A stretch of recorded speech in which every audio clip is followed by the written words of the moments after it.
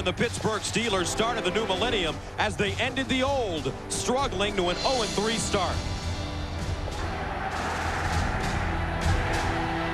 But suddenly, playoff hopes were rekindled. The Steelers ran off 5 wins in a row. The proud Pittsburgh defense pitched shutouts, while the opportunistic offense came alive. 2 weeks ago, though, that all changed as a humbling loss to the Giants left Pittsburgh in an emotional abyss. Now the men of steel look to the scoreboard and the heavens, looking for a miracle on Christmas Eve. It's the NFL on CBS.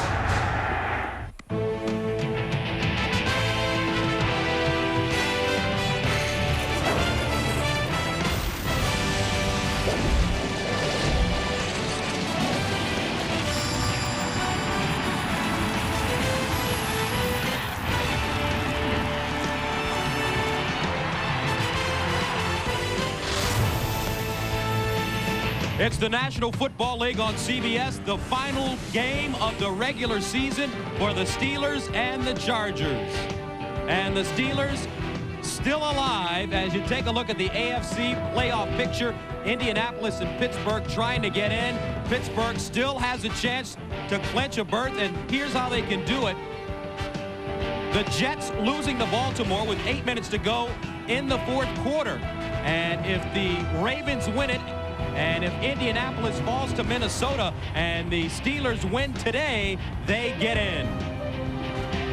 Hello, everybody. I'm Gus Johnson along with my partner Brent Jones. Happy holidays. And all season long, the Steelers have been led by their dynamic defensive unit and their best rusher, Jerome Bettis. And this offense for the Steelers is predicated on running the ball, and more precisely, this man, the bust, Jerome Bettis, looking forward to getting a big challenge today versus San Diego Charger defense that takes an awful lot of pride in stopping opposing teams' rushing game. And when you talk about that, you talk about their leader, Junior Seau, knows he's going to have his hands full with the bus today, said, hey, something's got to give.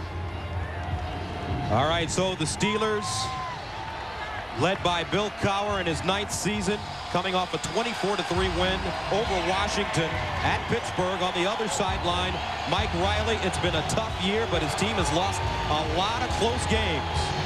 Pittsburgh has won the toss. They will receive, and here we go. This is Will Blackwell inside his own 5.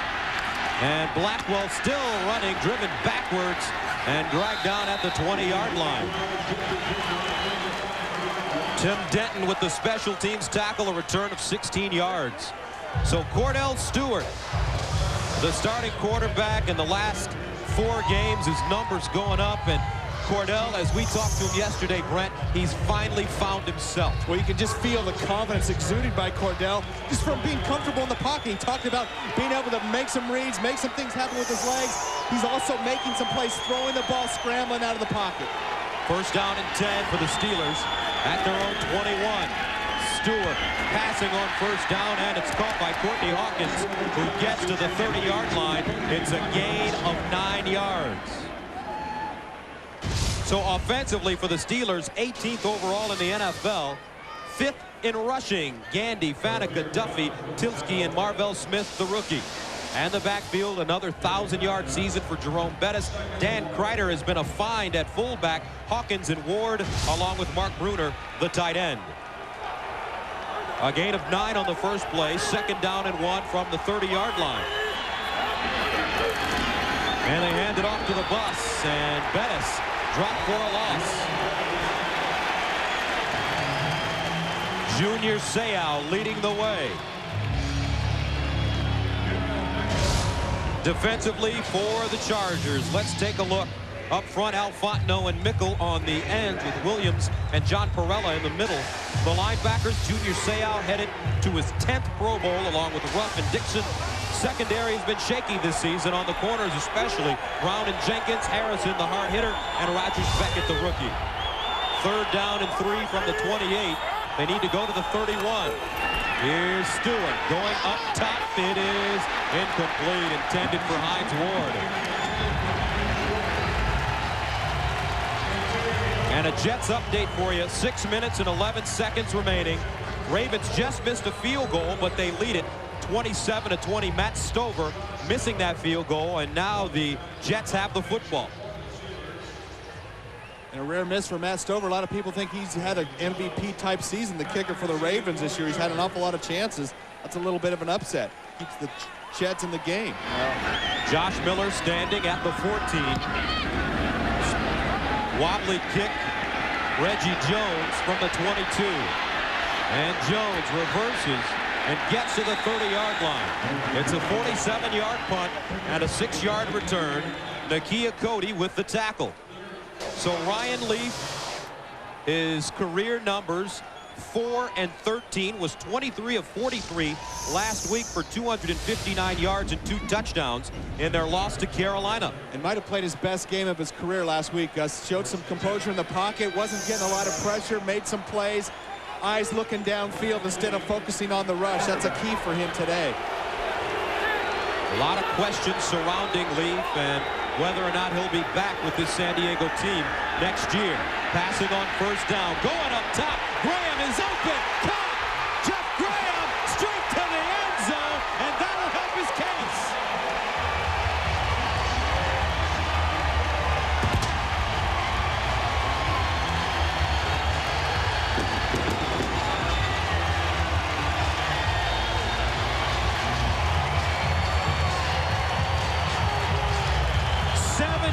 Yard touchdown. And Curtis Conway delivered a heck of a block, springing Graham. Boy, what great hustle downfield by Curtis Conway. Is taking a shot at Brent Alexander. John Carney on to attempt the extra point. It's up and good. Ryan Leaf, often criticized here in San Diego, he gets the Chargers out to an early lead. 4th receiving touchdown of the season for Jeff Graham, and the Chargers strike early, lead it 7-0. One play, a 71-yard bomb from Leaf. So here come the Steelers. Blackwell now from the 2. And Blackwell with the seam, still on his feet. What a run! Blackwell inside Chargers territory. He needs one block. He gets it. Touchdown, Pittsburgh.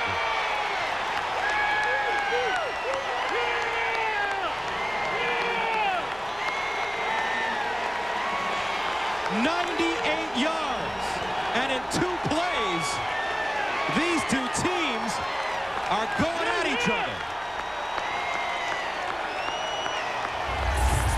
Well, that's called a response to that San Diego touchdown. Watch Blackwell hit it up inside and spin. Watch the move after John Carney tries to tackle him right there. And he keeps his balance, gets the outside. By that time, there's 5 Steelers leading him down the sideline. Nobody left from the Chargers to tackle him. The extra point is up and good. 2 plays, 2 touchdowns. Game tied at 7. The NFL on CBS is sponsored by Southwest Airlines, proud sponsor of the NFL and official airline of the Super Bowl. Blockbuster, bringing entertainment home. And by Bud Light, for the great taste that won't fill you up and never lets you down, make it a Bud Light. Happy holidays from Qualcomm Stadium. Blackwell with a 98-yard return, a wild start here in the first quarter. The game tied at 7. So Ronnie Jenkins from the 10, and Jenkins gets outside. Flags all over the field, and he barrels his way up to the 36-yard line, a 27-yard return. Another score from around the NFL. The Chicago Bears have defeated the Detroit Lions. St. Louis will enter the playoffs. 59 of the return team during the run. And speaking of updates, Jermaine Lewis breaks it back 89 yards. He already had a 53-yarder. 34-20 in the fourth quarter. And if you're with 3:51 to go. If you're a Pittsburgh Steelers fan, that's the play of the day for you right now. 1st and 10 from the 16 for the Chargers. Terrell Fletcher over the right side goes nowhere. Kimo von Oelhoffen in the middle. The former Cincinnati Bengal in his first year with the Steelers making the tackle. And Bill Cowher told the Pittsburgh Steelers he did not want them scoreboard watching, Gus, but I guarantee you that last score by the Ravens has permeated the Pittsburgh bench. They know what's going on. They don't want to tell Bill Cowher they know, but all those guys know phase one is going just as planned for them. 2nd down and 12 from the 14-yard line. Curtis Conway in motion. Here's Leaf. Finds a receiver, and it's Height, Steve Height, with the reception. He gets out of bounds. So we talked about Ryan Leaf. Let's take a look at the Chargers offensively. Kevin Gogan, the right guard, missed 2 games with a bad knee. He's back in the lineup today. Parker, Fortin, Jaycox. And the backs and receivers, Terrell Fletcher is the feature back. McCrary, Graham, and Conway, the receivers. Freddie Jones, a Pro Bowl type receiver at tight end. 3rd down and 7 from the 18. They need to get to the 26 for a first down. Ryan Leaf out of the shotgun. Leaf goes down at the 11. Deshae Townsend on the corner blitz along with Joey Porter.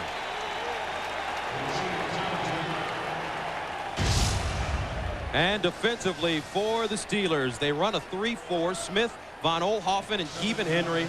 The linebackers, Jason Gilden, head into the Pro Bowl. Kirkland Holmes and Joey Porter. And in the secondary, Scott and Washington are the corners, with Ansley Battles, a rookie, and Brent Alexander, another safety.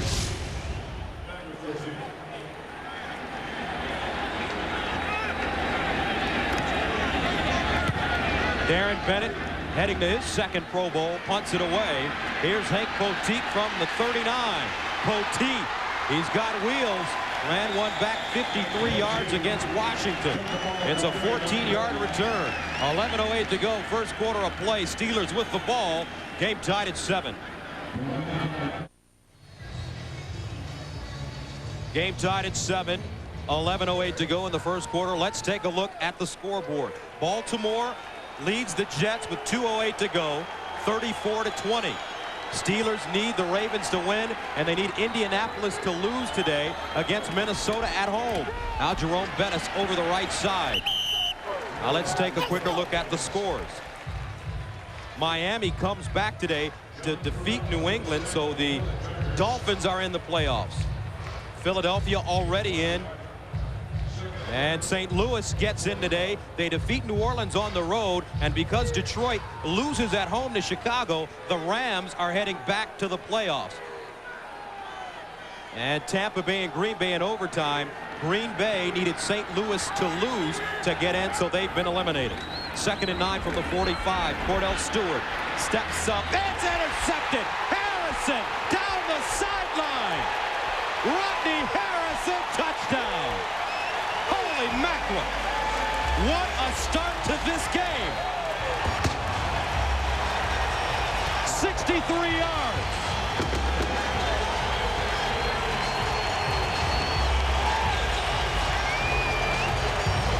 And Gus, I was talking to Rodney Harrison right before this game started, and he told me, watch me, I'm going to get a big one today. Kordell Stewart looking too long with a tight end. Right into the zone where Rodney Harrison was standing. Grabs that ball, carries it like a loaf of bread, right into the end zone. Little cutback right there. Big time play by the all-pro safety. Kordell Stewart throwing the interception. Extra point is up and good. 7th interception of the season for Kordell Stewart, and the Chargers with a 7-point lead. The NFL on CBS is sponsored by Sprint PCS, the clear alternative to cellular, and by Staples. Staples has everything you need for your business at guaranteed low prices. All right, let's take a look. 14-7 here. San Diego on a 63-yard interception by Rodney Harrison. But the other important game for the Steelers, Ravens leading it 34-20 with 2:02 to go in the fourth quarter. Now John Carney sends it away. Blackwell, who ran one back 98 yards the last time he touched it with the football. Another seam, and he gets to the 35-yard line. A return of 27 yards. Now let's take a look. Another late game, Minnesota, Indianapolis, early on, no score. Dante Culpepper suffering from a high ankle sprain. He was not expected rather to start this game. Bubby Brister, the former Steeler, was expected to get into the lineup.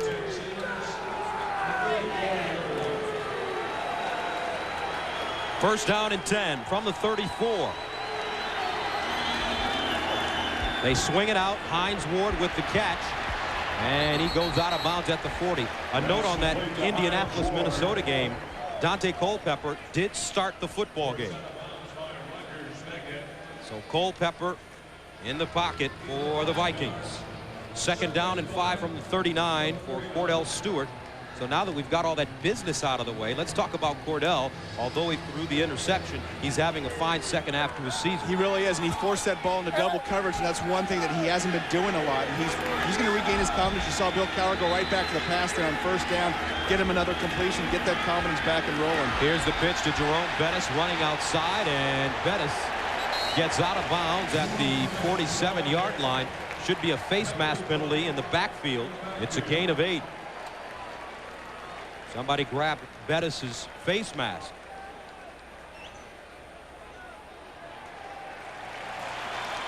And instead, it'll be a hold against the Steelers. They didn't probably pick up the face mask call, but they... Holding number 67, offense. 10-yard penalty. Repeat the down. Second down. And the Steelers that could be number 67 because that's Kimo von Oelhoffen. That's right, and he plays defense. He's a nose tackle, and that's why everyone's screaming at the ref in the Pittsburgh huddle saying we don't even have a 67. And that's the worst thing you can do as a referee, call the wrong number that's not on the field, because all the players say, geez, what are you looking at? So we don't know who was holding. I believe it was number 77, Marvell Smith. Second down and 15 from the 29. Bobby Shaw in motion. Stewart setting up, goes to the sideline. Bettis with a nice catch, crawling, and Bettis gets to the 32-yard line. A gain of 3 on the play. Well, this is a heck of a start to the game, huh? We had an offensive touchdown already. We had a defensive touchdown. We had a special teams touchdown. Only 5 minutes into the game. And I know that you're struggling a little bit, you old Detroit native. Yeah, I got 3 words for you. Big time choke. Yes, you're right. Those Lions. My Lions. To the second worst team in the National Football League. Okay. Just Cleveland's the worst. They're the second worst. Thank you very much. At home, I can't believe that. Well, we have a game right here. So third down and 12 from the 32. That's good. Stewart going for the home run down the sideline. Incomplete. Bobby Shaw, the intended receiver. And Shaw did have a step. So the Steelers will have to punt it away. And you see the Steelers going after this Chargers defensive secondary. They've had trouble this year on the deep ball, the deep crossing routes as well. So Bill Cowher told us, hey, they're not going to be afraid to throw on first and second down. You're going to take some shots. You see them going there deep on third down. Bobby Shaw's come up with some big plays this year for the Pittsburgh Steelers. So Josh Miller stands at his own 17-yard line. Wobbly kick. Reggie Jones to the sideline. Takes a bounce and out of bounds. A flag on the play. 46-yard punt. The flag is at the 35 on the far side of the field.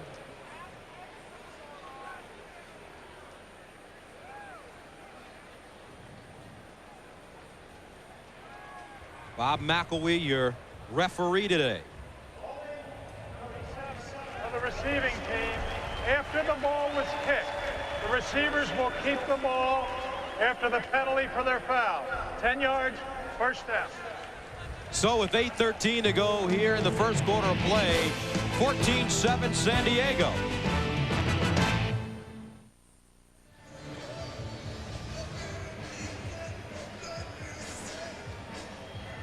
Are brought to you by Monster.com's blimp, Skeeter. Monster.com operates 2 blimps in the U.S.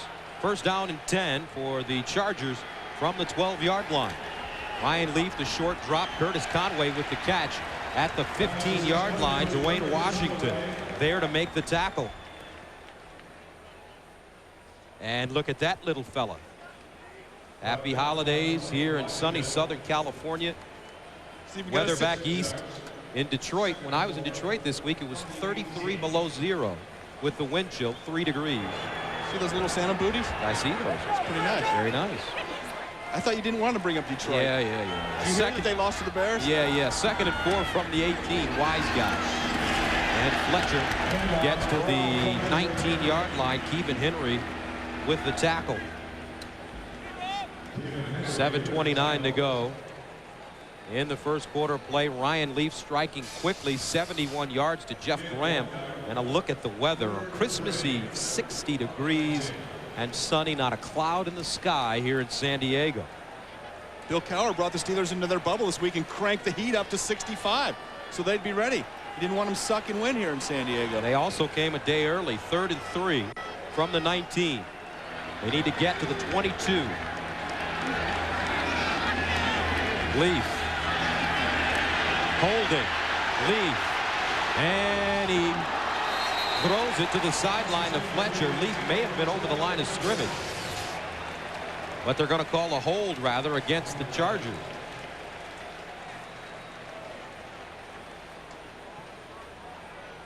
And it's going to be declined anyway. And Holding, number 62, offense. That penalty is declined. 4th down. Now let's update Indianapolis with the early lead. 12-yard touchdown, Marvin Harrison from Peyton Manning. And the Colts lead at 7-0. Darren Bennett stands at the 4.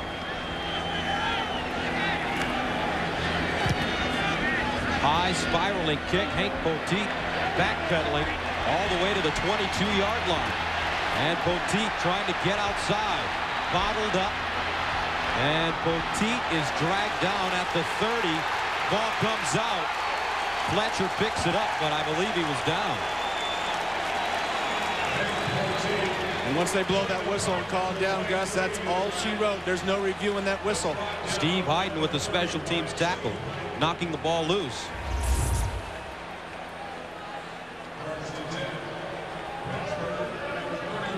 Yep, he's down. He You was see that knee definitely down, and the ball hit the ground, and it was not even close. Referee's right on top of that one. So the Steelers start first down and 10 at their own 31-yard line. There's Poteet, the rookie out of Pittsburgh.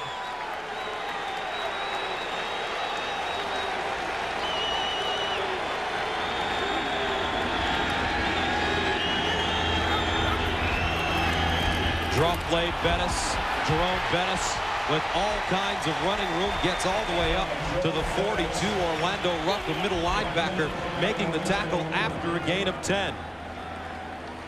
And we've seen the Pittsburgh Steelers throw the ball a couple times on first down, come back with a draw, set up that fake pass, and you see this running lane for Jerome Bettis.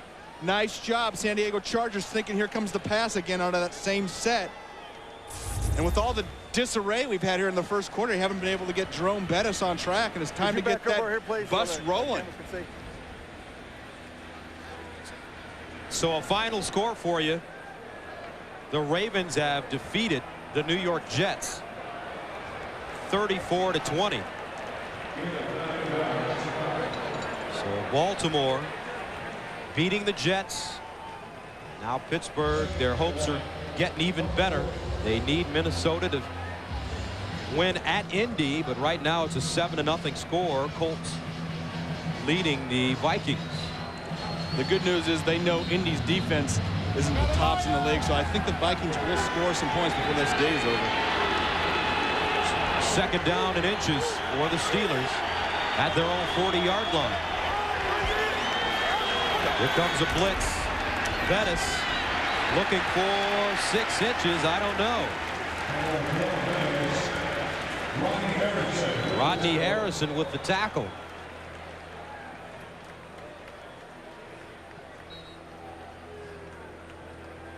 So they'll bring out the chains. Two of my favorite guys in this league, Junior Seau and Rodney Harrison, they just never say die. There's been a lot of times this year the San Diego Charger team could have given up. And those guys are the heart and soul of this team. They play hard every week, week in, week out, no matter what the score is. Very intense, a lot of pride on that side of the ball. And they're short. Steelers are short. Will Cowher has a decision to make. He's got one of the best power runners in the NFL. And a surprise rookie fullback that's been making some big-time blocks. 3rd down and 1. You think Dan Kreider and Jerome Bettis right now can get you 6 inches? I believe so. They call him the bus driver, Dan Kreider. Number 35, the rookie out of New Hampshire. Lines up in the offset eye. He's the up back. And Kordell Stewart leads straight ahead and picks up the 1st down. Now Monday on CBS, join Charlie Brown and the Peanuts Gang for the holiday classic you love, a Charlie Brown Christmas. Then it's a double dose of Everybody Loves Raymond, followed by Becker and Monday's #1 drama, Family Law. It's all here Monday on CBS. Qualcomm Stadium here in San Diego. Gus Johnson along with Brent Jones. Steelers trying to advance to the postseason with a win and help. They already got help from the Ravens. Now they need help from the Minnesota Vikings in Indianapolis. 1st and 10 from the 42. Stewart back to pass. Steps up. And Stewart goes down at the 41-yard line. Darren Mickle with the sack. First of the day for the Chargers. And Darren Mickle had his best game of the year last week. Had a couple of sacks versus Carolina. Right out here on the outside, 92, going against Wayne Gandy. Comes back in. That's just about having a great motor, Gus. That's keeping your legs driving. See Kordell Stewart step up into the pocket. You just come off that block, get in there, get him behind the line of scrimmage. 2nd down and 11 from the 41-yard line.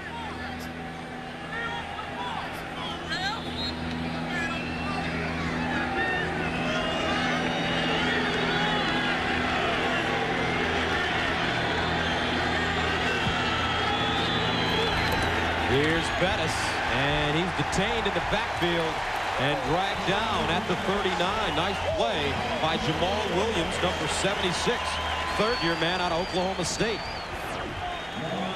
And Jerome Bettis, the bus schedule, he has been racking up the yards since '96. This season, 1290. And if you're in Pittsburgh, you better hope that they renew the bus schedule. His contract is up, and I am shocked that they haven't redone his deal. He is the offense, and there's his parents, Gus, right there. Gladys and Johnny Bettis, they never miss a game. The Detroit natives. The bus makers. How about that one? 3rd and 12 from the 40. Stewart down the sideline. Incomplete. Hines Ward, the intended receiver.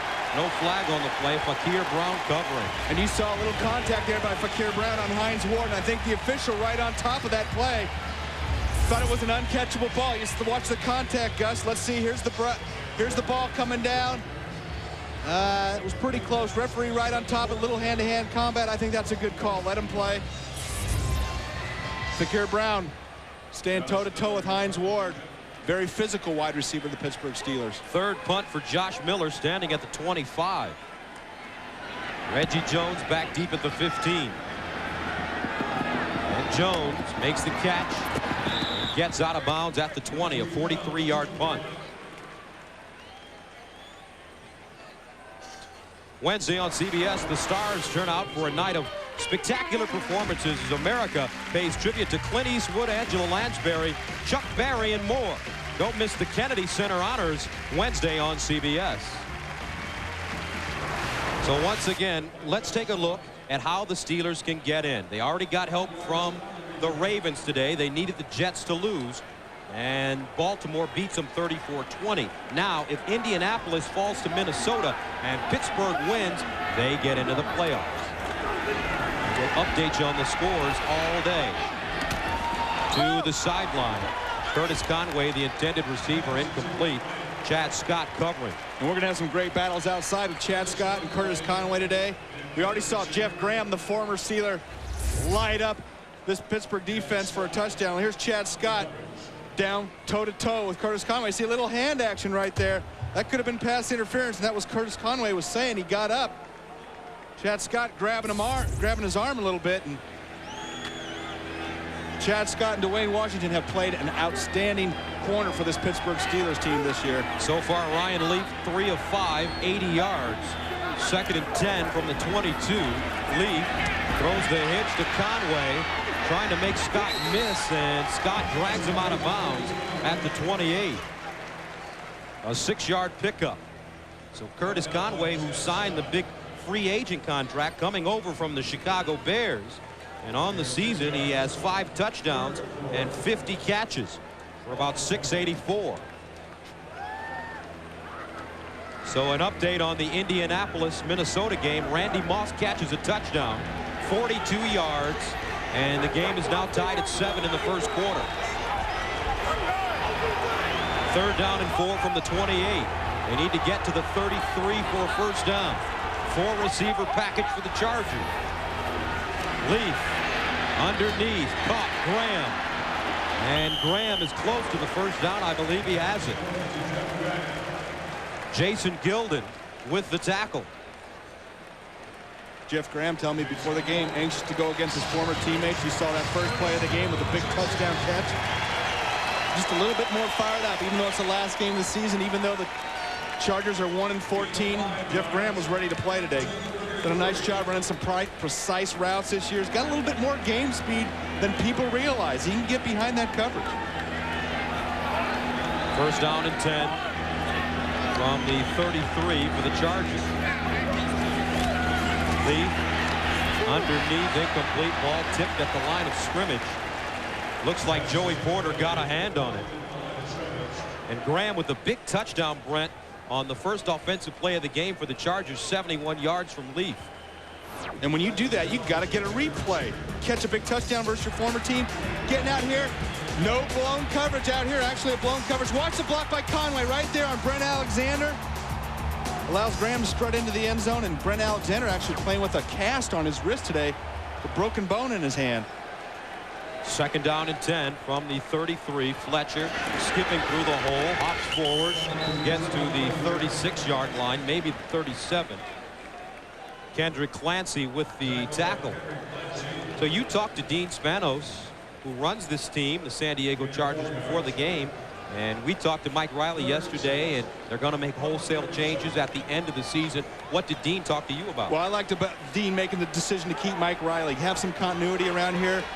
Nobody wants to be 1-14, 1-15.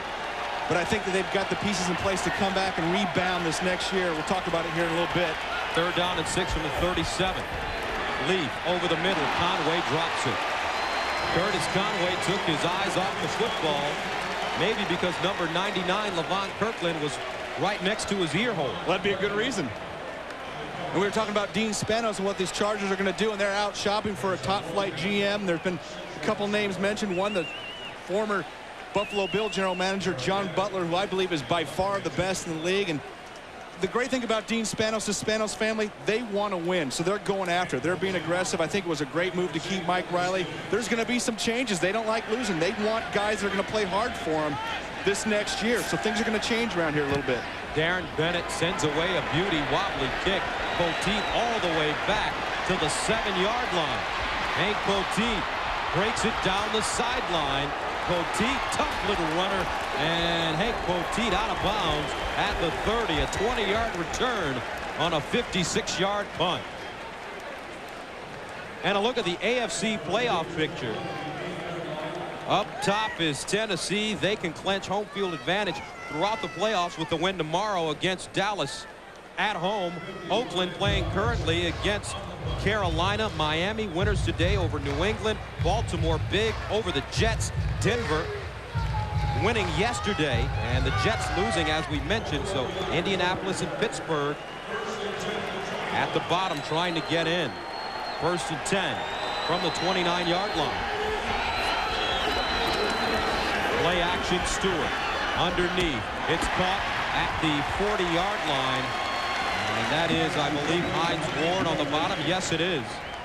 Hines Ward with the catch, and a Raiders score for you, 7-3. Oakland.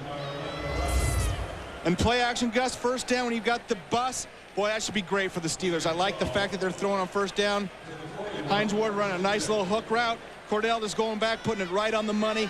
When you have Jerome Bettis, you can get those linebackers to suck up an awful lot here on first and second down. And Ward, the only Steeler to have at least one reception in every game this year.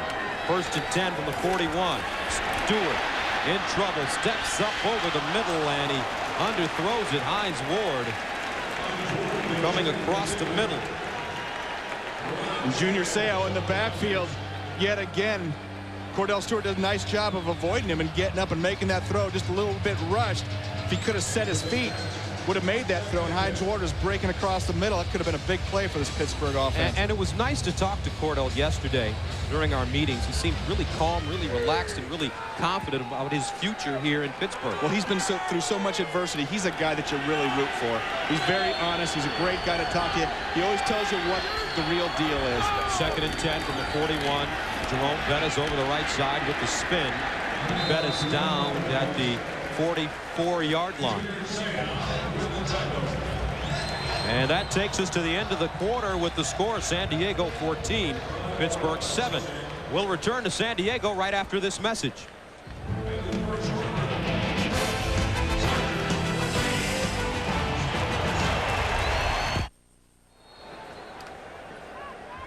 A lot of Junior Seau fans in attendance here in San Diego. That lady, some cool shades here in the Southern California sun. Third down and 7 from the 44 for the Steelers. They need to get to the 49-yard line of San Diego for a first down. Here comes Junior on the blitz. Stewart steps up. It's caught and loose. Incomplete. Troy Edwards had it in his hands. He just couldn't hold on.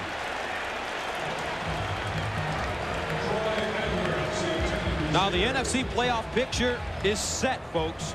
The Giants clinch the East. They will have home field advantage throughout the playoffs. Minnesota will have a bye. New Orleans will take on St. Louis in the first round in a rematch of a game played today. And a lot of trash talking in that game. Yep. Philadelphia will take on Tampa Bay. Oh, it was great. Mike Martz said that they were going to beat the Saints, the Bears would win, and then the Rams would come back in next week and beat the Saints again. Saints are pretty fired up about that. Reggie Jones from the 9. And Jones over the 15 to the 16-yard line. An 8-yard return. 47-yard punt. 14:42 to go. Second quarter. Chargers up by 7. Welcome back. Now, here's something interesting for Steelers fans. Minnesota, because of the loss today by New Orleans, they've clinched a home game for the first round of the playoffs. So, is it important for Minnesota still to play hard against Indianapolis? Well, if you're the Minnesota Vikings, you don't think so. If you're the Pittsburgh Steelers, darn right it is. And that's going to be a little frustrating. We didn't need to win the last game of the season, but if we won, the New York Giants would have gotten in. And I remind Phil Simms of this all the time. He was so frustrated. We didn't play our starters. We didn't try. We lost. And he was furious. His comment in the paper the next day, the 49ers laid down like dogs. Never let him forget that one. Second down and 6 from the 21. Terrell Fletcher. And he picks up maybe 1 yard on the play. Dante Culpepper still in at quarterback for the Vikings. First quarter has just ended with the score tied at 7. You guys, a great example of being so focused on other teams' games. And Bill Cowher said he was not going to allow any of his players to look at the scoreboard. They've got to take care of business right here. They're behind. So nothing else matters if you lose to the Chargers. Third down and 5 from the 22. They need to get to the 28 for a first down. Here's Leaf underneath, caught, but short of the first down. Nice play, number 92 is Jason Gilden making the tackle. Jeff Graham with the reception. On 3rd and 4, you got to get 4 yards. Don't get 2. I just hate that short route, especially underneath where there's 2 or 3 linebackers in there. If you want to give the guy the ball short out in the flat and let him try to make a move and get the first down, that's one thing. But thrown into double coverage 2 yards short of the first down. It just makes no sense to me. Fourth punt for Darren Bennett, standing at the 10. Hank Poteet, the dangerous return man, at the 35. And he gets another bomb away. Poteet all the way back to the 12-yard line. Poteet at the 20. Poteet down the sideline, out of bounds.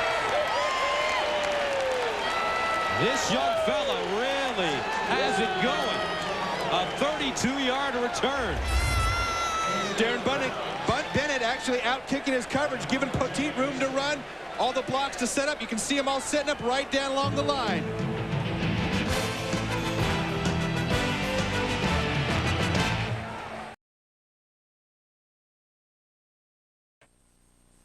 The NFL on CBS is sponsored by Volkswagen. On the road of life, there are passengers and there are drivers. IBM, taking e-business and your business to the next level. And by State Farm Insurance. Like a good neighbor, State Farm is there.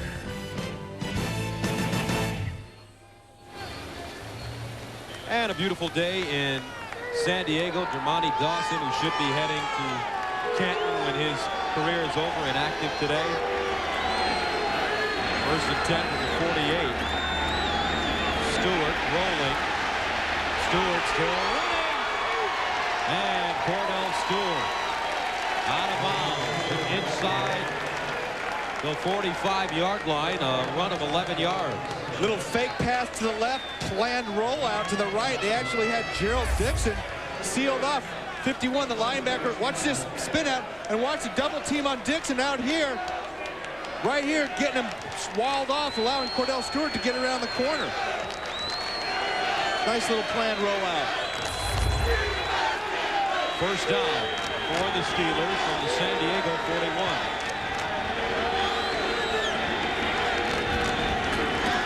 Stewart over the middle. Bruner with a nice grab.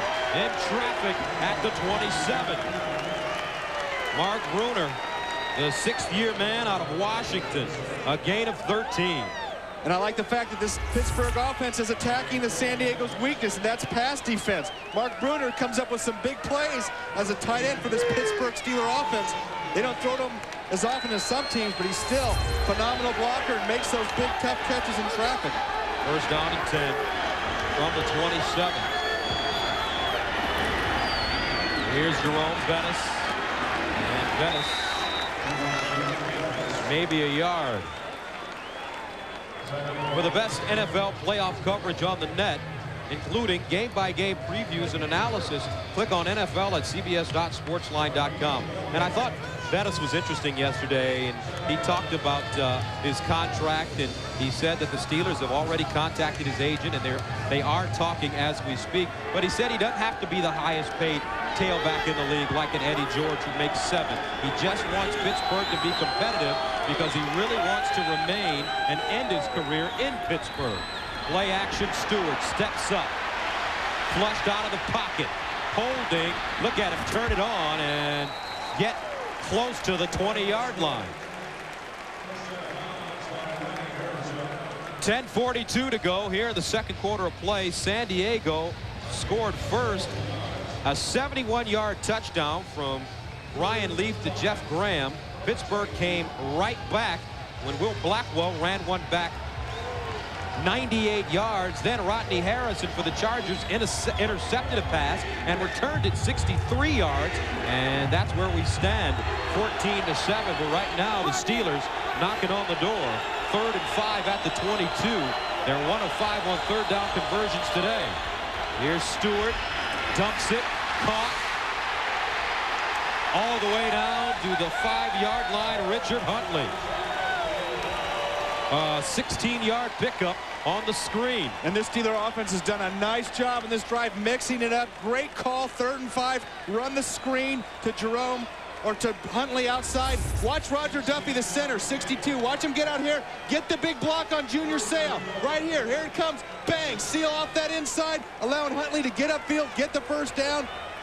Great block by the center, hustling out and going against one of the best linebackers in this league.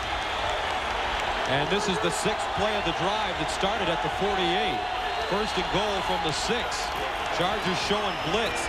Bettis looking for a hole, and they pile up on him and stand him up at the 5. That's enough.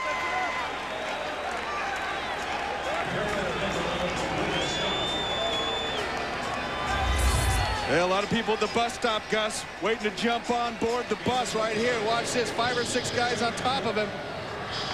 Let's see, there's 3, there's 4, there's 5. He still won't go down. Of course, Rodney Harrison says, you're going down. I'm going to get you at the ankles.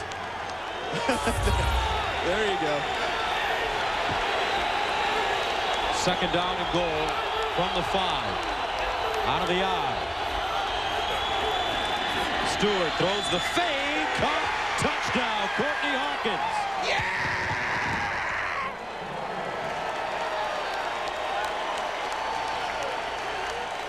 Kordell Stewart, his 8th touchdown pass in his last 6 games. And guys, when you see a guy get that wide open on a fade, that means you beat the cornerback at the line of scrimmage, Deron Jenkins. Watch Courtney Hawkins outside. Here we're getting a ground level shot, and he's 2 yards past the corner. That means you won at the line of scrimmage with a move inside or a little hesitation move. And for Courtney Hawkins, his first receiving touchdown of the season. 7-play drive covering 52 yards. The extra point is up and good. And with 8:43 to go here in the second quarter of play, the Steelers come back. We're tied at 14.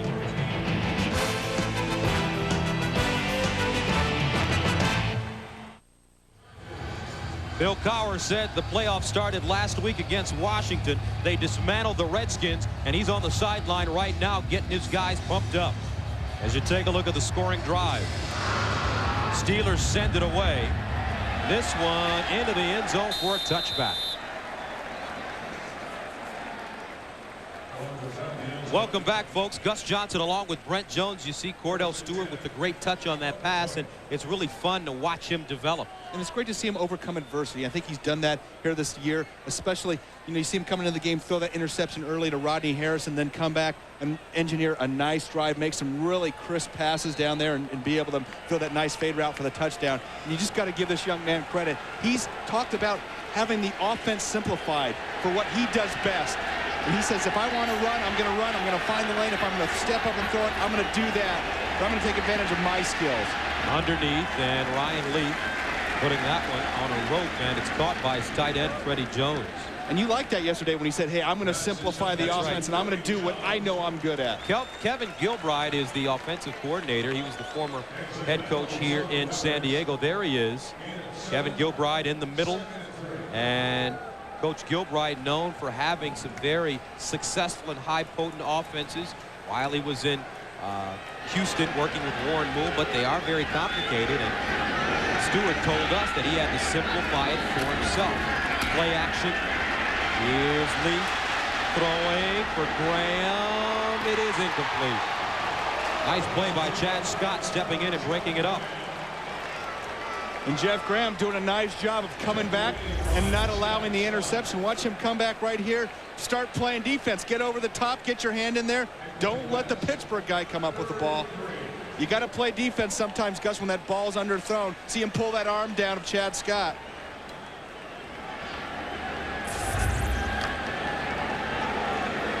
So that brings up 3rd and 3 from the 27. Need to get to the 30 for a first down. Lee gets it away quickly, caught by McCrary, and McCrary is close to the first down. I believe he's about 5 inches short. Chris Sullivan, defensive lineman for the Steelers, showing some great hustle, recognizing that screen, coming back down the line and tackling McCrary just half a yard short. Watch 74 for the Steelers right here. Sees that screen developing, hustle downfield, and just that hustle, Gus, right there. Half a yard. Big difference between 4th down and 1st down. Sullivan has played with back injuries last couple of years. 5th punt from Bennett, standing at the 15. And the Steelers almost get to that one. High, wobbly kick. Poteet from the 21. Makes the first man miss. The second, the stutter step on the sideline. He's out of bounds. Chris Sullivan making the kind of play that'll get you to the playoffs. Game tied at 14. The NFL on CBS is sponsored by Miller Lite. Grab a Miller Lite. It's Miller time. And by MSN. Everything you need to feel at home on the web, all in one place.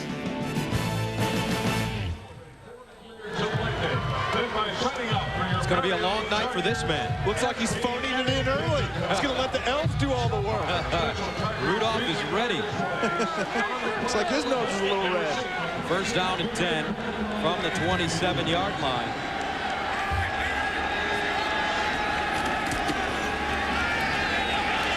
Stewart setting up deep in the pocket across the middle. Incomplete. Harrison got a hand on the ball at the last moment, intended for Courtney Hawkins. Nice play by Rodney Harrison. Now tonight on 60 Minutes, if you think you know that Dikembe Mutombo on the basketball court, we'll wait until you meet him off the court with Ed Bradley. Tonight on 60 Minutes. Now that sounds like something that you're going to watch. Yes, I certainly will watch that. The part-time Knicks announcer.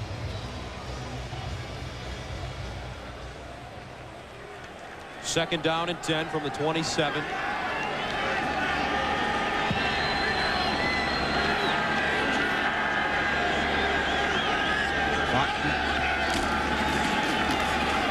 Jerome Bettis. And Bettis downed at the 25. A loss of 2, Junior Seau. The bus stop. That's what he's going to start calling himself. Junior Seau heading to his 10th consecutive Pro Bowl. One of 4 men to do it. Lawrence Taylor, Randall McDaniel, and Mike Singletary. And the thing that Junior Seau does better than any linebacker in the league is penetrate. He knows how to knife through those gaps between offensive linemen, get up in there, read run right now, and he's coming right through. Makes it third down and 11 from the 26.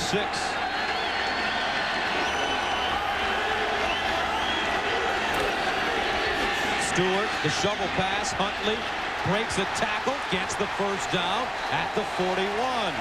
Gerald Dixon drags him down, but he gains 14 yards. Wow, that was a pretty looking shovel pass. Almost looks like he was running the option with no back out there to pitch it to. Then he just pitches it up inside. And Huntley taking the ball and getting in the hole right now. There's Richard Huntley, Winston-Salem State. Had 2 touchdowns against Washington, both rushing. First and 10 from the 40. Play action. Stewart. Bruner drops it. Bruner had an easy first down, but took his eye off of it. In the meantime, let's update you. Edgerrin James has caught a 52-yard touchdown pass, and the Colts take a 14-7 lead.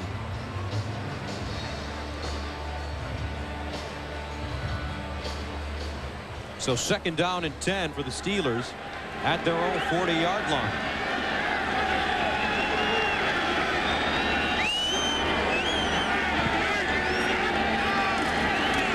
Bettis and Jerome Bettis to the 45. A gain of 5 yards on the play will bring up third down and 5. They'll need to get to midfield for a first down. And Jerome also talked to us yesterday about being a power back. And he talked about the durability, the consistency, and like you had mentioned earlier, he wants to retire a Pittsburgh Steeler, and I just can't imagine that they wouldn't sign him back. This is going to be his last contract, he told us. Look at the consistency, and you look back here, the yards per carry were up a little bit, but remember, the Steelers had Yancey Thigpen, Charles Johnson. They had some receivers making some big plays outside. They've had some young receivers this year, and it's been tougher to get the respect outside. Flag on the play. Stewart to the sideline. Knocked away. Intercepted. Fakir Brown. And Brown out of bounds at the 23. Flags all over the field. A 28-yard return. Someone may have jumped offside, and I believe it was Junior Seau.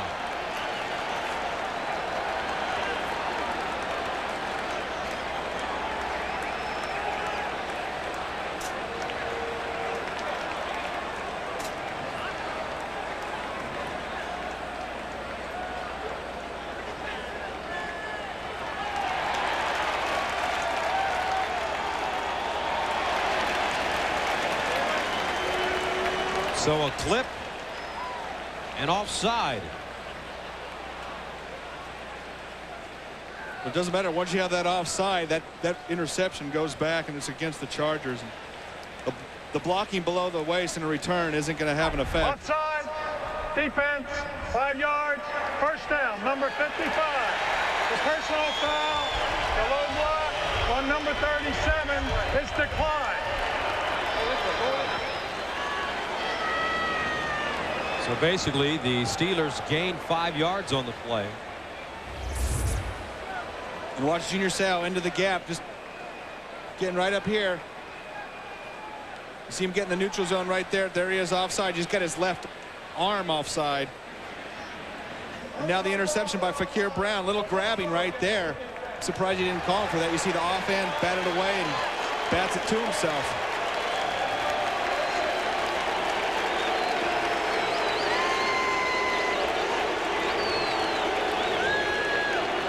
And now a personal foul has been called against the Chargers. And that must have been an unsportsmanlike conduct. Yeah, arguing with Bob McElwee. Steelers have the ball at the 50-yard line. 1st and 10.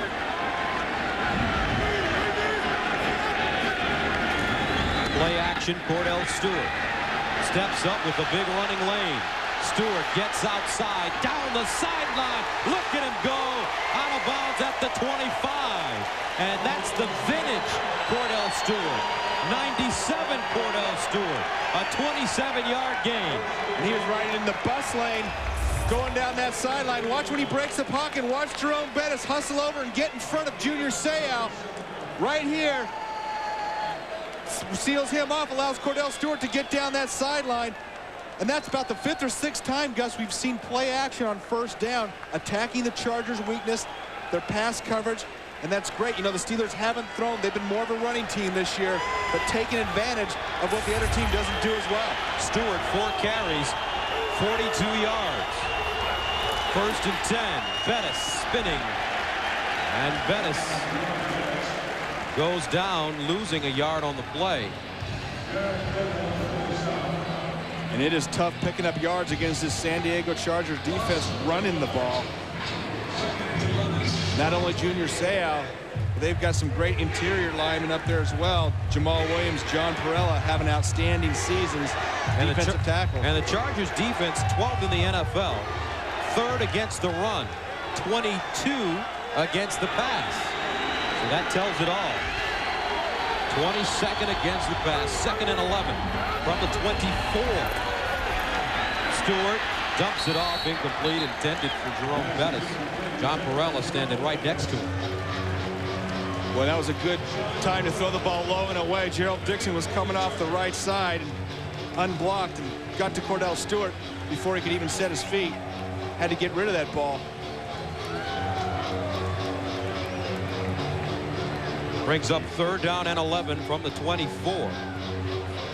And these big 3rd down plays, these last 3, 4, 5 weeks, Bobby Shaw has been the go-to guy for Kordell Stewart, number 82, for the Steelers out of Cal. He lines up in the slot at the top of your screen. They need to get to the 14 for a 1st down. 9th play of the drive. Stewart underneath. Hawkins reels it in. And Hawkins at the 14-yard line. I believe he's a little bit short of the 1st down. And when you play the San Diego Chargers, you got to block Junior Seau. Watch him knifing through here. Richard Huntley with a big block, cutting him down at the knees, giving Kordell Stewart time to throw that ball. Hawkins coming across, catching it right at that 1st down marker. Coming up maybe just a little short. So Chris Brown comes in to attempt the field goal. 23 of 28 on the year. This will be from 32 yards. Got it away, and it is good. So the Steelers take the lead with 2:14 to go in the 1st half of play. Pittsburgh up 17-14.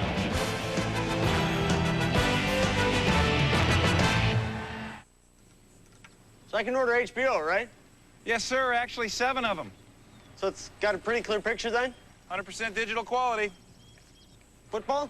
Up to 13 NFL games every Sunday if you want them. I love you. I know, sir.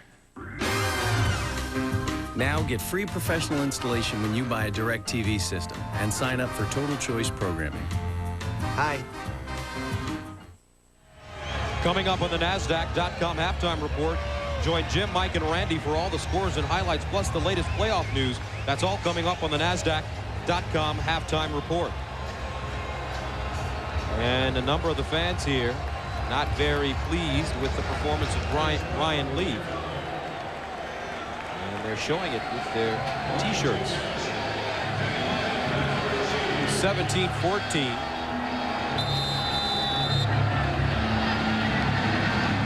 Brown sending it away. This one takes a bounce, picked up at the 10. Jenkins. And he gets to the 25, a flag on the play.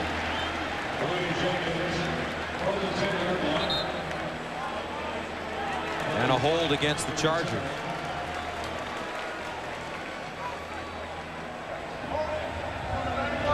On the return team during the run. 10-yard penalty, first down. Shannon Taylor. The Monster.com blimp Skeeter is bringing us these magnificent views, rather, of the play on the field. Skeeter travels at a maximum speed of 46 miles per hour and can climb 1,600 feet. So the Chargers backed up to their own 14, first down. Curtis Conway splitting to the top of your screen. Graham now in motion out of the slot. Leaf underneath. Freddie Jones with the catch at the 19. Gains about 5 on the play. Brings us to the 2-minute warning with the score. Pittsburgh 17, San Diego 14. Don't forget the NASDAQ.com halftime report. Scores and highlights, plus a playoff update and an update on the Indy game. Peyton Manning has been intercepted, and right now the Vikings have it at the Indianapolis 18-yard line with 6 minutes to go in the first half of play. Colts leading at 14-7. So the Steelers need the Colts to lose. Dante Culpepper has been taken out of the game. Bubby Brister, the former Steeler, is the quarterback now for the Vikings. 2nd and 5 from the 19. 5 receivers in the game for the Chargers. Manning, rather, Leaf is down at the 12. Deshae Townsend with the sack, 2nd of the day for the Steelers. Deshae Townsend coming to the front side of Ryan Leaf. Ryan Leaf's got to see this guy unblocked, taking a shot.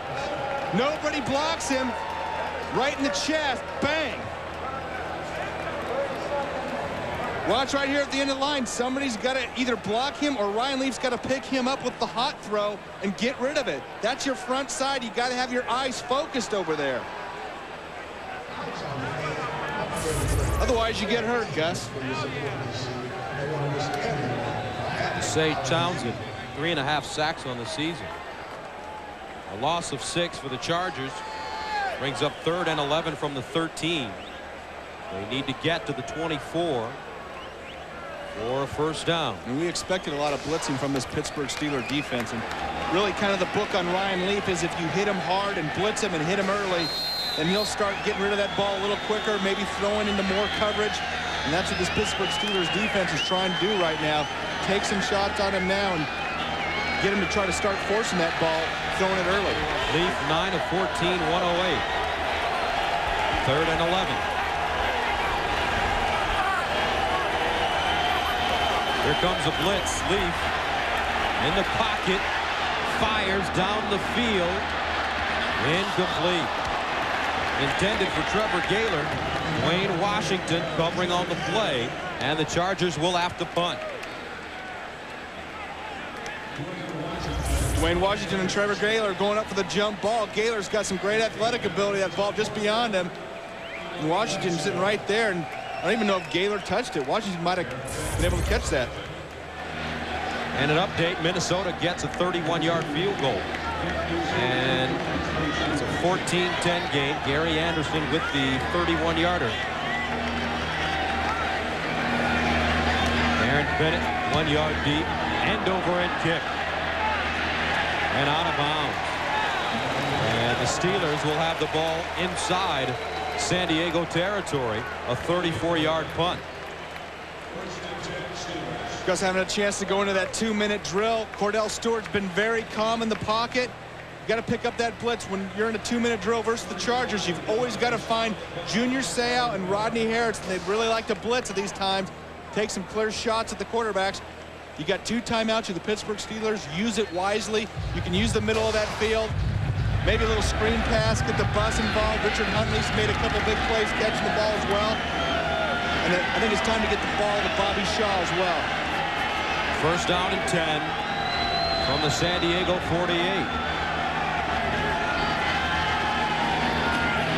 Kordell Stewart down the middle. Oh, it's incomplete, but a flag on the play. Bobby Shaw, the intended receiver, and he was held. Should be pass interference against the Chargers. And Tim Denton dragged him by the back of his jersey, dragged him down, and Bobby Shaw almost had the ability. Pass interference number 22, first down. Bobby Shaw almost had the ability to get pulled down and come back up and make an over-the-shoulder catch. Watch this. Gets pulled down by Denton and almost hangs on to it. That would have been a phenomenal catch. Shaw, second on the team in receptions, came into the game with 40, has 4 receiving touchdowns, and he's the big third down back. A 27-yard penalty. First and 10 from the 21. Huntley on the draw. And Huntley gets inside the 20. His forward progress should take him to about the 19-yard line. You got a minute 20. You still want to huddle up in the ball. That's what the Steelers are doing. Kordell Stewart barking the call out at the line of scrimmage. Might not be a bad time for a screen pass. Get Huntley out in the flat. Stewart to the corner. Incomplete. Hawkins, the intended receiver. Clock stops with 1:03 to go. And that's a tough thing coming out of the shade there. Courtney Hawkins going out of the shade into the sun. You're looking right into the sun. That's a tough route. If you're going to throw an out route, you want to throw it down the bottom of the field. You don't want to throw it just coming out of the shade into the sun. It's Kevin Gilbride right there picking up a good call. And see, now if you run the screen on third down, the Chargers might be alert for it. 3rd and 8 from the 19. I still say work Bobby Shaw over the middle of the field. They need to get to the 11. They're 3 of 8 on third down conversions today. Stewart out of the shotgun. Remember, he's got great wheels. And Stewart steps up. He's got the first down and more. Touchdown, Pittsburgh.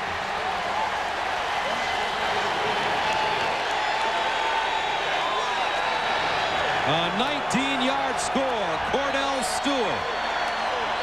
Gus, I love the decisions that Kordell Stewart has made today. He's thrown the ball. He's tried to stay in the pocket every time. When he sees a running lane and a big running lane, he takes off and he makes it happen. He's picked the precise times to run. Huge play right there, running all the way for a touchdown. There's Bill Cowher hugging his quarterback. Extra point is up and good. 55 seconds to go. The Steelers take a 24-14 lead. Kordell was great yesterday. He said, hey, when I can run it, I'm going to run it. I'm no longer going to stand in there and wait for somebody to come open if I see a lane. And watch him get up and see this lane right here, and he's off and he's running. He's got speed. Once he gets outside, to get down the sideline, defensive backs were locked in man coverage. Gus, when you're locked in man coverage, you follow the receiver all over the place. Receivers do a nice job of running off the defensive backs. And there's Kordell Stewart right into the end zone. And let's see Kordell Stewart coming right at you, Gus. Watch his speed. Watch him look. He scans the field. Receivers aren't there. Then he sees that lane. He's looking this way. Then he sees the lane. Comes back outside. Running right at the camera. Nice form. Nobody around. 3 plays, 48 yards. A 19-yard touchdown for Stewart. And Bill Cowher likes what he sees. And now all they have to do is get the Minnesota Vikings to care about a meaningless game and try to win.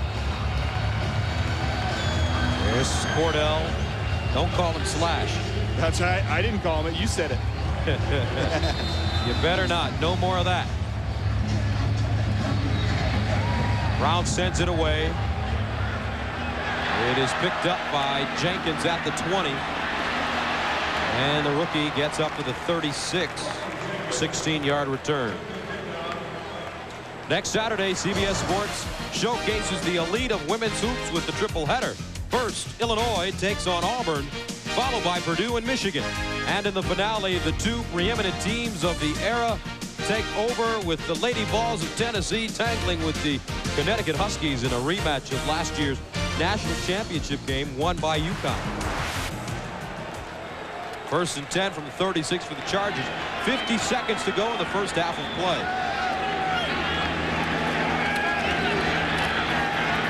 And Ryan Leaf in trouble, goes down at the 31. Jason Gilden heading to his first Pro Bowl. Third sack of the day.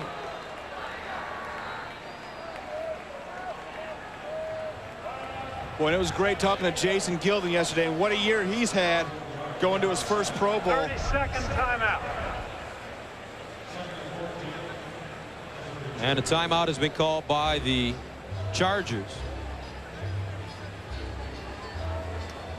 And let's watch the tenacity of Jason Gilden, number 92, right here at the bottom of your screen. Watch him keep his feet moving, use his leverage, go inside.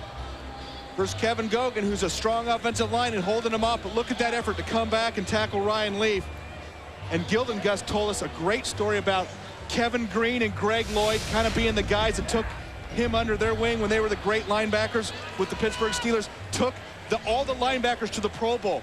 And so he gets elected to the Pro Bowl. He's taken all the linebackers to Hawaii. That'd be pretty neat. Not bad. Gilden from Altus, Oklahoma. Southwest corner of Oklahoma. As a matter of fact, he's got a brother who's a junior that's a pretty good football player in Altus. As a matter of fact, he's playing in Lawton, Oklahoma. At Eisenhower High School. They throw it to Fletcher, and Fletcher cuts it back, hurdles a man, flags on the play. He's down at midfield. 18-yard run. And Gus, Curtis Conway was holding Dwayne Washington right in front of the official. And Curtis Conway, great effort, but a big hold. Holding number 80 during the run, 10-yard penalty, repeat the down, second down. And see, watch Curtis Conway. He's hustling his tail off, and that's great. It's not giving up, but you just got to let go of that jersey. He's trying to get in front of him. You see him just hold on to that jersey and push Washington right by. And there's the referee reaching for his flag. Look. 6 penalties for 72 yards against the Chargers in the first half of play. Ryan Leaf out of the shotgun. Steps up in the pocket underneath. It is almost picked off. Dwayne Washington had 2 hands on the football. Couldn't hold on. He's got to do a better job of acting. Trying to fake out the officials. He almost has it. Nice diving effort. But it's tough to see from that angle. You see it just hit the ground there. But you got to get up, jump around, hop around like you just made the play of the year. Sometimes you can trick these officials. They would have got it in replay, but hey, you got to go for it, right? And yes, and an update on the Colts game. Marvin Harrison just scored a touchdown, and the Colts have taken a 20-10 lead over the Vikings. Dante Culpepper now the starting quarterback on the bench. 3rd and 13 from the 33. Ryan Leaf dancing, steps up, wants to run. And Leaf down at the 40. Gain of 7. Gilden with the tackle, but it's not enough for a first down. Chargers aren't even going for it. They're not even hustling. Time's rolling off, and they're just going to let it go. That's awful good field position to just give up on a 2-minute drill. And that is the end of the first half of play with the score. The Steelers 24, the Chargers 14. Coming up on the NASDAQ.com halftime report, join Jim, Mike, and Randy for all the scores and highlights after this message and a word from your local station. Sports presentation of the NASDAQ.com halftime report is sponsored by NASDAQ.com, the information source for the serious investor.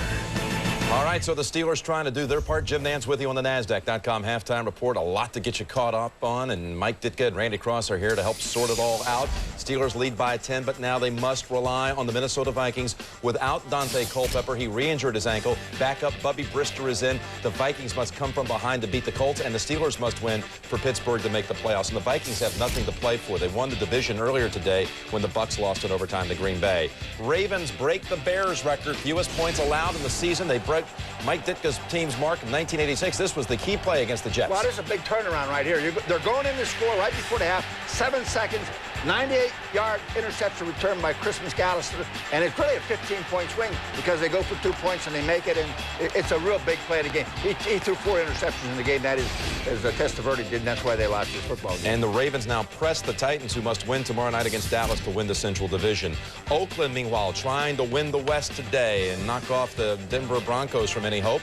Raiders can do it with a victory. They've got 2 Gannon touchdown passes. Here's the wildest one of all. We haven't seen anything like this ever. The Dolphins win twice in a 36-minute span. They beat the Patriots. It looks like the first time right here. Murray kicking from 49 yards with just seconds to go to give them the 27-24 lead. Hail Mary time for the Patriots. End of regulation. And Drew Bledsoe is going to throw an incomplete pass. This would come under review. The teams would leave the field, go to the locker room. The Dolphins were in the middle of a victory speech with Dave Wanstead when they were called back onto the field. Hey, division champs, okay? Hey, hold on, guys, don't get on, guys. Hold on. Wait, hold on, coach. Hold on. What? Said there's 2 seconds left to go. Randy Cross, they brought the teams back out there. Some of the players had already undressed, and 36 minutes later, the game had one more play. They let them warm up, and half the teams in shower slippers and still wearing their towels. And, you know, earlier this year, Indianapolis had played at New England. Michael Bishop came in at the end of the half, threw a big Hail Mary pass. They bring him back in. They're going to get the same result. Passes tipped, all that wait, 36 minutes for that. Falls incomplete. You had called that during the delay that they might bring in Bishop.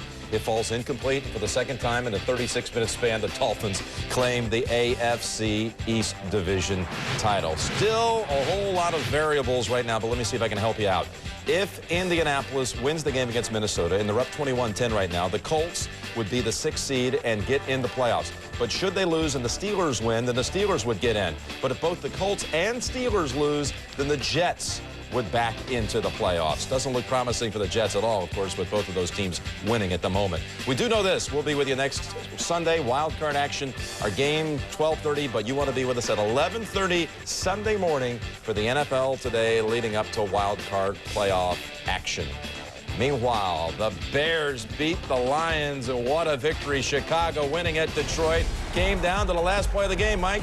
Hollinger, 53 yards, I think it was, and 54 yards. Actually, the Bears really played their hearts out in this football game. They lost Matthews early in the football game. Bats went out. Both teams lost their quarterbacks, but it was a very, very good football game. And you called it all week. You said it today on the NFL Today. The Bears would do it, and they had to beat the Lions to give the Rams a chance, and then the Rams, well, they did their part, beating New Orleans. What a day by Marshall Faulk.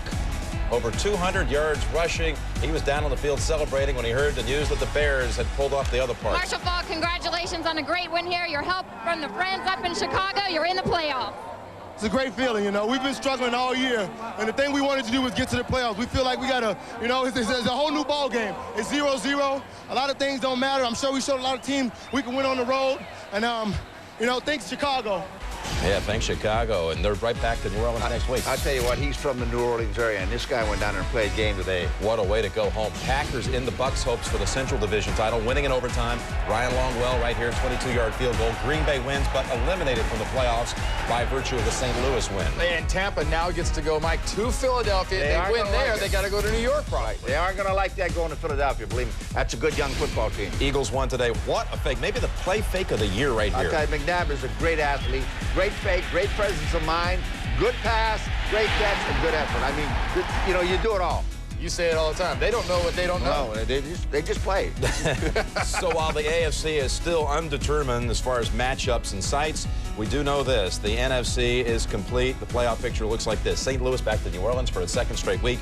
Tampa Bay plays at Philadelphia, and the Giants and Minnesota have first-round byes. The Vikings, again, not playing for anything against Indianapolis right now, and I know the Pittsburgh fans hate to hear that because they need the Vikings to come through. Falcons close out the season with a win, ending a 6-game skid, and the Redskins in their year with a victory. 8-8 Washington. Arizona gets the second pick in the draft next year. Second half coming up next.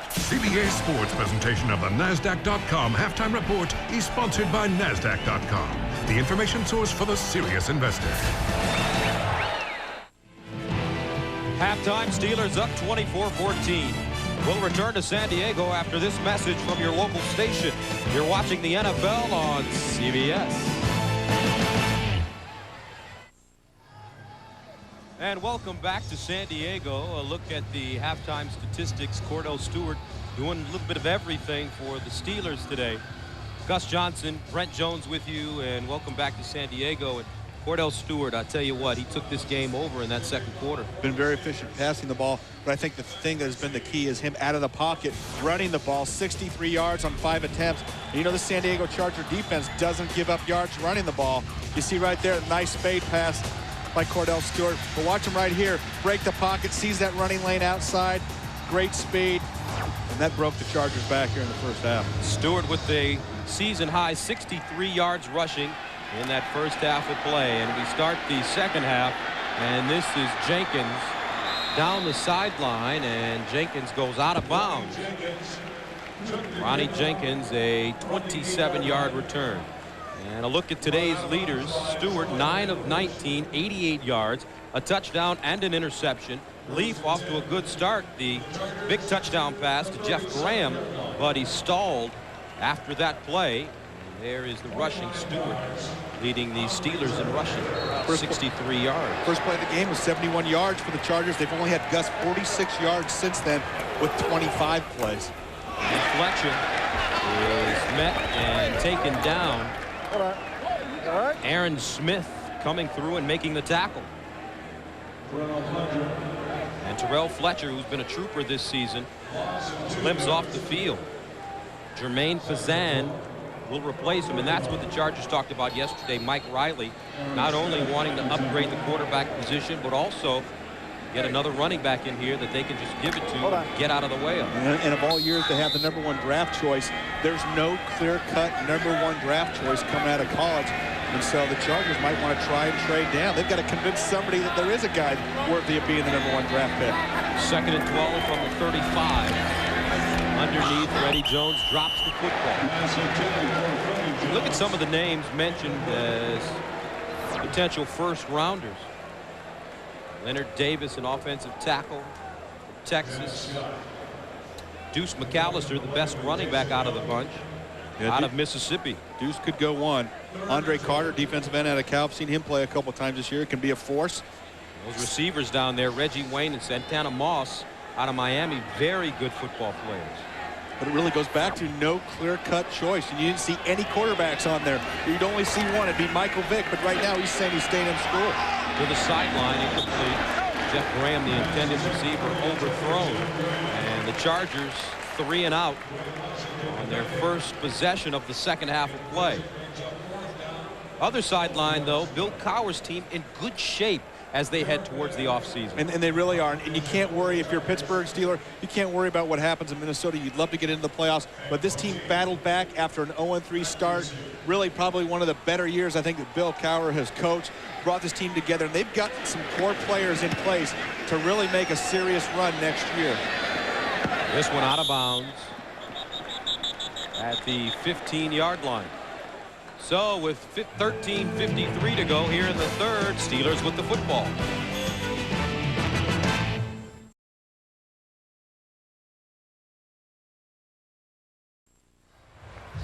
Our cameraman Terry Clark giving you an inside look at Kordell Stewart. Nice picture, up close and personal. Happy holidays to our technicians. 24-14, Pittsburgh beats San Diego. 1st and 10 from the 18-yard line. For the Steelers, Stewart in the shotgun. All kinds of time to throw the football, and he gets rid of it.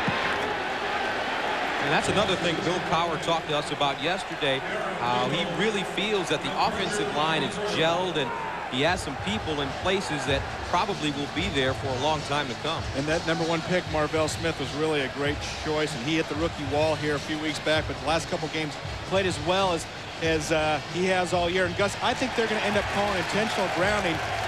And I didn't see a flag right away, but what happened is Kordell Stewart went back in the pocket. He didn't get out of the pocket. There was no receiver over there. And intentional grounding, number 12. Loss of down. Second down. You got to break outside the pocket, Gus, if you're going to throw the ball away. That goes from tight end to tight end, or where a tight end would be on each side. And watch Kordell Stewart. Now the lines are drawn, but you can see it's still right about there. And he doesn't get out of there, and he throws the ball away. No receiver, intentional grounding. Now, if he was out of that tight end box, out of the pocket, that wouldn't be grounding. When you back up,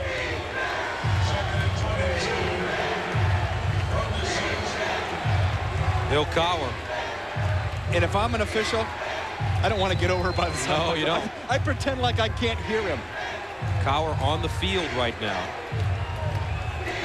And that's not a surprise. And players just love Bill Cowher's intensity. And ran back into the pocket.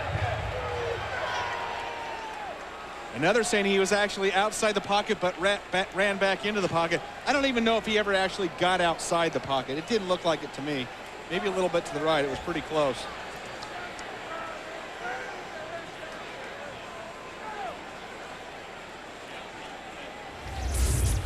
Okay, the ball's on the hash, okay? So you got to be out past this hash or way out here. And you know what?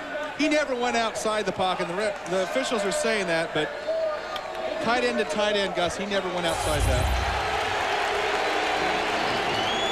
So now they're saying that it's not an intentional grounding, because once he leaves the pocket, Gus, the pocket disintegrates. The question, though, I have for the officials is I don't think he ever got outside that pocket. Sure didn't look like it in that replay. You saw him take the snap on the hash, but the pocket dissolves if they say he went outside of it. That's so it's just an incompletion. 2nd and 10 from the 18. Bettis. And Jerome Bettis, a nice piece of running. Gets to the 25-yard line, a gain of 7 yards. And that's the longest run of the day for the bus. As we take a look at some scores, Indianapolis on top 21-10 now. In the 3rd quarter of play. Oakland beating Carolina, and the Raiders on their way to clinching the West. Need to win to stay ahead of Denver. Miami gets in today by coming back and beating New England on the road. 3rd down and 3 from the 25. Here comes a blitz. Stewart throws it up top. It is incomplete. Deron Jenkins breaking up the play. Hawkins, the intended receiver.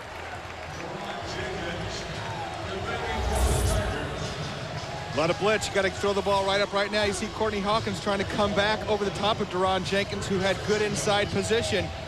See him getting that arm up there, trying to turn back, and Hawkins just doing his best to try to get his hands on the ball. So Josh Miller, 5th punt of the game.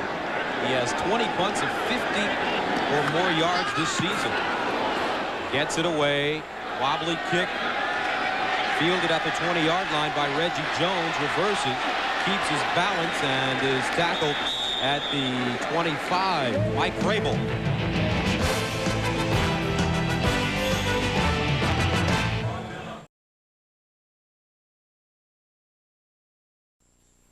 The NFL on CBS is sponsored by Southwest Airlines, proud sponsor of the NFL and official airline of the Super Bowl. Nike Shocks, Boeing thoroughly experienced and explained on Nike.com. And by Turning Leaf. It's turning into a very good time for wine. The new vintage of Turning Leaf is here. Beautiful shot of Mission Bay here in San Diego, where the Steelers lead at 24-14. Gus Johnson, Brent Jones with you. Chargers have it 1st down and 10 from the 25. This one is incomplete, intended for Freddie Jones. Kordell Stewart on the sideline, on the phone. What do they talk about on the phone when you call them? You talk about the coverages, the things that are going on in the secondary, and what to look for in plays that you can go ahead and take advantage of, or run a guy underneath. And there he's talking to, you can see he's talking to Kevin Gilbride, and he's probably talking about certain coverage, or Kordell, I want you to look to the second read if we get this coverage, or run this crossing route, or things like that, just relative to their game plan. 2nd and 10 from the 25. Now Fletcher over the left side, stumbles, and is downed at the 29. Aaron Smith with the tackle.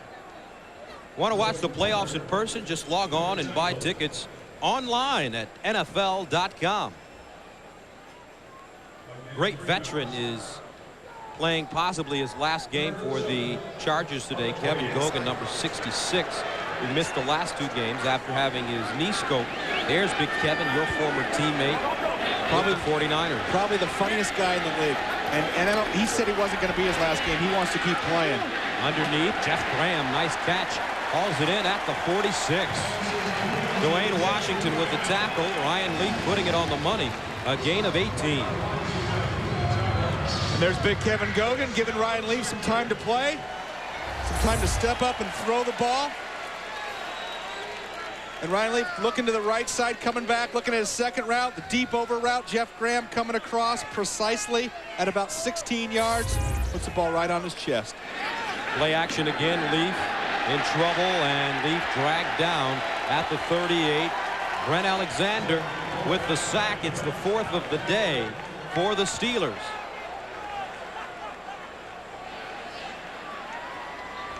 And Brent Alexander coming up late right here up to the line of scrimmage. Blitz's got that cast on his wrist, broken hand coming right off the edge. He's working, staying low. Nice sack. You see he's got that one arm around him. And Bill Cowher told us that he had that same broken hand when he played with a cast. He told Brent Alexander, hey, I never missed a practice. I never missed a game. He's just missing a knuckle. That's right. 2nd and 17 from the 39. Now Leaf to the sideline. It is caught. Caught at the 44. Close to a first down, a 17-yard pickup. Jeff Graham running a pretty comeback route, coming right back down the sideline and dragging that foot, staying in bounds. Nice job. Let's watch the big man. 6'8", 330 pounds of mean. Once he gets those hands on you, you're not going anywhere. And sometimes, a couple years ago, they voted the dirtiest guy in the NFL. That's not right. What'd you say about that? He loved it. He was psyched. He thought guys were more afraid of him. He's the greatest locker room guy there's ever been. I played with some great locker room guys. Jim Burt came over for the Giants to the 49ers for a couple years. Was unbelievable. And this play may be reviewed. And they're probably talking about maybe it's the spot, because he got his foot in. You could see him drag that back foot. And I thought it was interesting when you told me the story about playing against Bill Romanowski and what you said to him when he was giving you a hard time holding you at the line of scrimmage. Romo likes to hold every once in a while. A couple years ago, Denver, San Francisco. And so I threw down the gauntlet. I said, if you hold me one more time, I'm sending Gogan after you. He did. I told Gogan in the huddle. He said, next play, he was 25 yards downfield taking a shot at Romo, and Romo let me go the rest of the game. Didn't say a word. 3rd down and inches from the 45. Out of the eye. Leaf slips, gets the handoff away. Fletcher with a big opening, and he gets inside the 35, a gain of 11. And did big number 66 spring him? Take a look. I'm sure he was involved over there somewhere. Let's watch. He's covering out the backside, front side, cut, comes back. Terrell Fletcher cutting back, getting a big hole. And it's the Kevin Gogan show. Versus Levon Kirkland, outstanding linebacker for the Steelers. Look at, he's got those hands. I told you, once he locks those hands on you, he doesn't let go. Mike Riley said he'd love to have Gogan back. Great locker room guy. Everybody loves the Gogs. 1st and 10 from the 34. Leaf steps up and is sacked for the 5th time. This time, Joey Porter.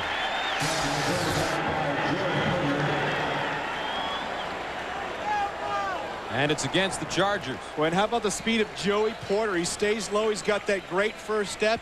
has great leverage, stays low, and just keeps going. Illegal hands to the face, number 70, offense. The penalty is declined, second down. Vaughn Parker, the right tackle. Right now, the protection really a problem for Mike Riley's squad. And let's watch Porter coming on the outside, number 55, right out here. Watch him use his leverage on Ben Coleman. Watch him get underneath his shoulder pads and stay low right there. Just keeps fighting through. Really a second-year man out of Colorado State. Handoff, Fletcher trying to make something happen, and Earl Holmes with the tackle. And all these linebackers for the Steelers have different personalities. Jason Gilden, quiet, kind of a shy player, but Earl Holmes, the antithesis of a quiet guy. That's right. Jason told him he's a nonstop talker. He said, well, what's he saying? He said, all kinds of stuff. He said, well, who's he talking to? Whoever makes eye contact with him. Earl Holmes played in the MEAC conference in college, Florida A&M, with schools like Howard and North Carolina A&T. Third down and 13 from the 39.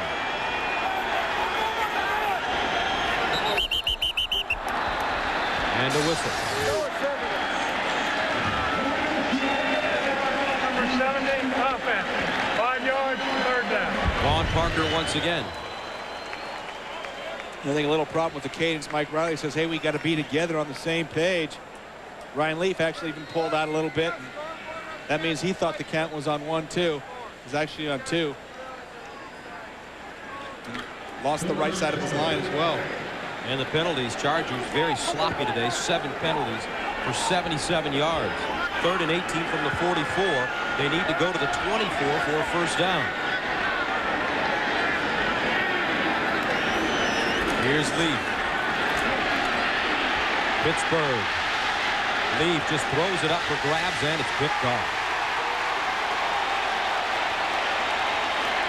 Nakia Cody with the interception. And the Steelers have it inside the 20. San Diego has now turned it over, a league leading 49 times this year. 24-14, the Steelers with the lead over the Chargers in the third quarter. Nakia Cody, the first-year player out of Baylor with an interception. First down and 10 from the 21 for the Pittsburgh offense. Jerome Bettis over the right side, and Bettis stood up and taken down. Nice looking play. Now, guys, let's go back to the interception. These are the throws that Ryan Leaf just can't make. Watch Nakia Cody right here. He's playing a center field. Safety's getting back. There's going to be 4 defensive backs for Pittsburgh with 2 wide receivers for the Chargers downfield. There's no way you can make that throw. What do you think's going to happen? Just throw it up like a fair catch. And those are the things that we talked about at the beginning of the show. If you hit Ryan Leaf and get pressure on him, he'll just start throwing the ball up. That's what the Pittsburgh Steelers told us. That's what the Ravens told us a couple weeks ago. 2nd and 12 from the 19. Shannon Taylor with the play. That defensive play on the last play for the Chargers. And what does that say about Ryan Leaf's future? Does he have a future here, Brent, in San Diego? Well, you got to say that he has adjusted his attitude a little bit this year. And he does show signs of some physical capabilities of being able to throw the ball. He's got a strong arm. I think it's probably best for Ryan to go someplace else. And I think it's probably best for the Chargers to move on. Right now, what are their options, though? There's nobody in the draft. They might have to trade for somebody. But I think Ryan's halfway there. But he's got to get to the point where he's got that work ethic, where he's got that desire to come in a week after the season's over and start lifting weights and getting in shape and saying, hey, I want to be the best quarterback in the league, not a guy that just collects his check. Kordell Stewart back to pass. It is picked off by Harrison again. Rodney Harrison picks it up. Look at that play. He fakes the pitch and gets even more yards. He's down inside the 15. Then he gave the ball to a guy with a Harrison jersey on in the stands. Choreographed. Second interception of the day for Kordell Stewart. The first one run back by Harrison, 63 yards for a touchdown. And if you're looking the same side of the field for 2 seconds, Rodney Harrison knows what you're doing. You can't fake him out. He's going to step right in front of that pass to Shaw. Now watch this, the old fake lateral and go. Faked out about 4 Steelers. Got an extra 5 yards downfield. Chargers with the football at the 13-yard line of Pittsburgh. golden opportunity here to get right back in this game. Fletcher reverses. He needs one block. And he will not get it. Taken out of bounds by Chad Scott.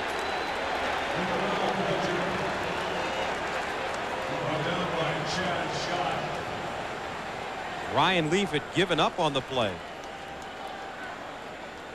And let's go one more look at that interception. Kordell Stewart hadn't been forcing the ball last couple weeks. This time he does. You see him looking this way. Rodney Harrison, that's 1, 2, 3 seconds. Rodney Harrison's breaking on the ball. They're fortunate that Bobby Shaw came back and tackled him. Now watch this fake lateral. There it is. I'm going.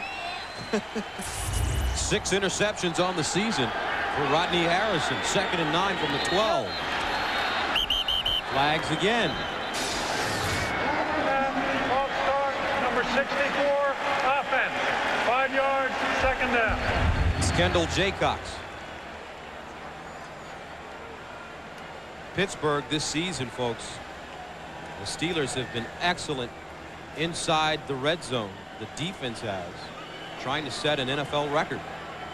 The Chargers have had some trouble in the red zone. Last week versus Carolina, inside the 24 times, only came away with 7 points. You got to convert red zone opportunities into points. You like touchdowns, but you at least have to come away with field goals. So now it's 2nd down and long. Chargers killing themselves today with penalties. 82 yards worth of penalties.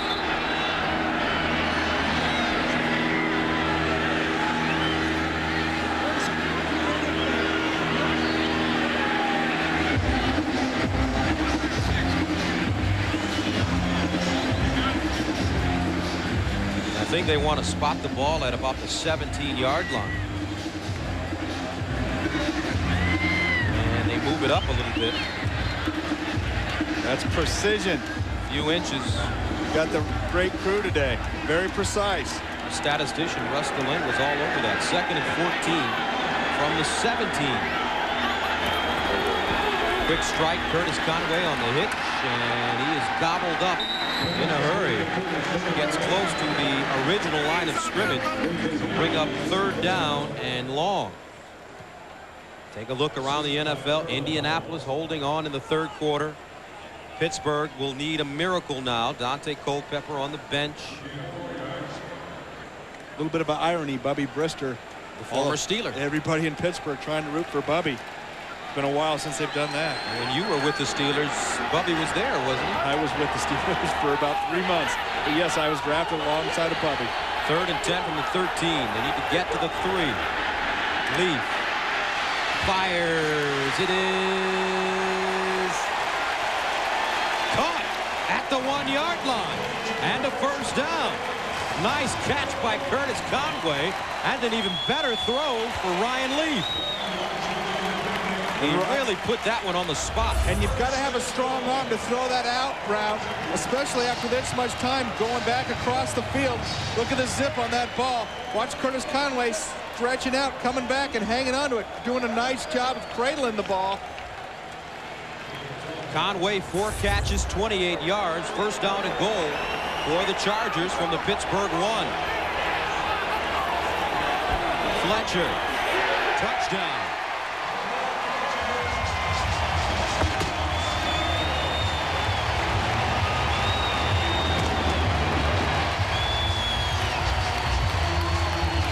Third rushing touchdown of the season for Fletcher. And with 4 minutes and 45 seconds remaining in the 3rd quarter of play, the Chargers refusing to go away. They can make it a 3-point game right here.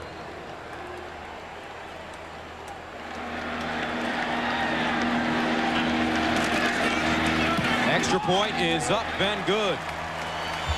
Rodney Harrison with the interception. Great field position for the Chargers.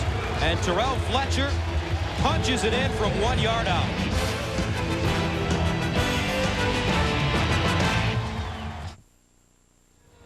The NFL on CBS is sponsored by IBM, taking e-business and your business to the next level. And by Zocor. Talk to your doctor about Zocor today.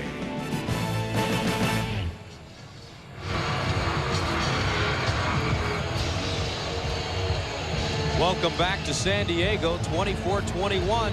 Steelers on top of the Chargers. Now Hank Poteet back deep, starts from his own 10-yard line.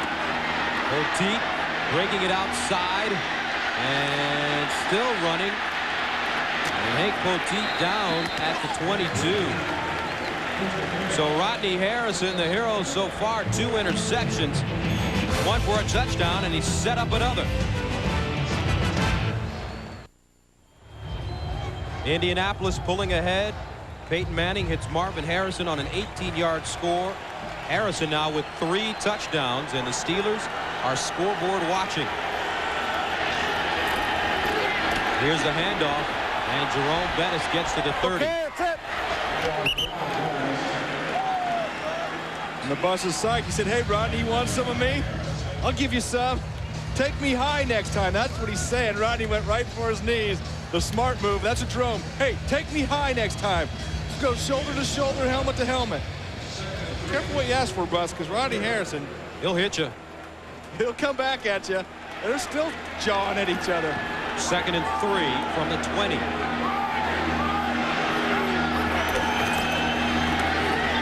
And this is caught at the 35-yard line. Hines Ward with the reception. Ward gets up to the 40, a 9-yard gain. A lot of shoving, pushing, talking going on right now.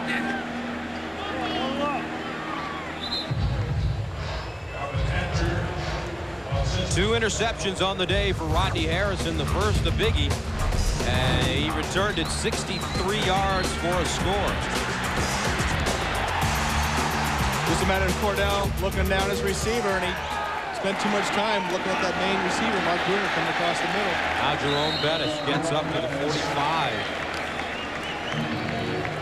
Orlando Ruff with the tackle. Here's the 2nd interception. Harrison, and then watch the little ball fake here. And running it down the sideline, set up the touchdown for the Chargers. A 1-yard run by Terrell Fletcher. Rodney told me before the game he's going to make something happen.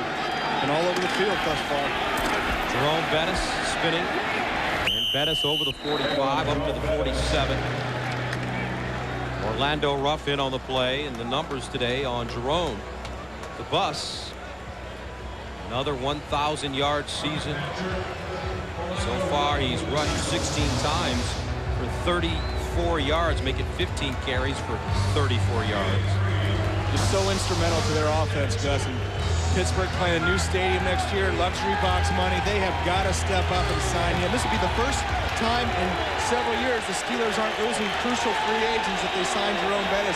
Keep this team intact because they're going to use this as a springboard, the way they finish this season into the offseason and into the next season.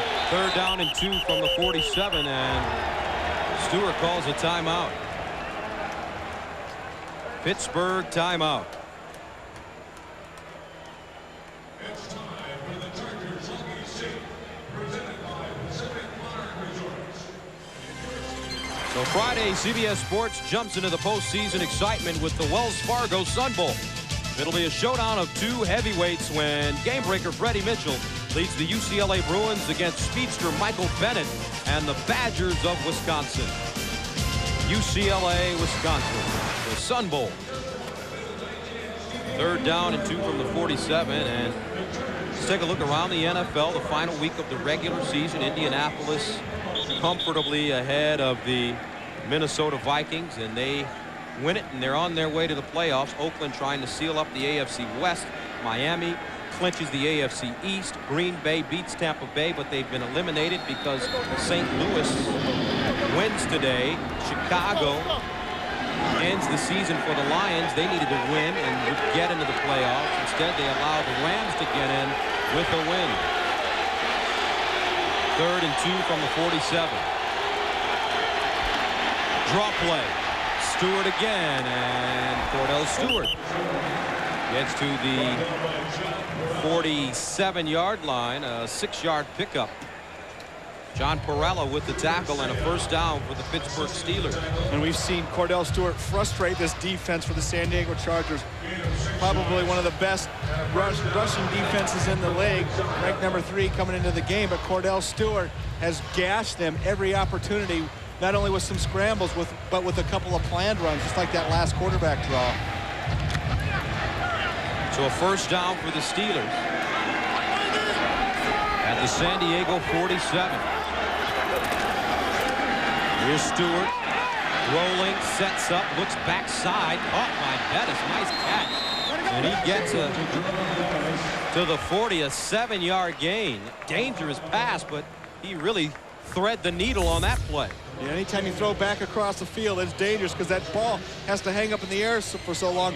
Kordell Stewart rolling to his offside, then stopping, pivoting, and throwing the ball back. Wow. Once he sets his feet, he can put some muster on that ball, but unless he does set his feet, boy, that is a dangerous throw all the way back across field. 2nd and 3. Bettis, first down, and a little more. Inside the 35, 6-yard pickup. And now Bettis, and this is when a big power back really starts to affect an opponent. In the closing moments of the 3rd and 4th quarter, he starts to lean on you a bit, Brent. Yeah, and this time you're right following your fullback, Dan Kreider. Watch right here on Junior Seau. If you're Jerome Bettis, you say, hey, Dan, I'm following you. Bang, that's a big collision. You see Kreider, what we call a swap out on the play. Linebacker hits you, you go down, except the swap out if your back gets yards outside. That's a good one. You'll take it. That's the end of the 3rd quarter with the score of the Steelers 24 and the Chargers 21. We'll return to San Diego after this word from your local station.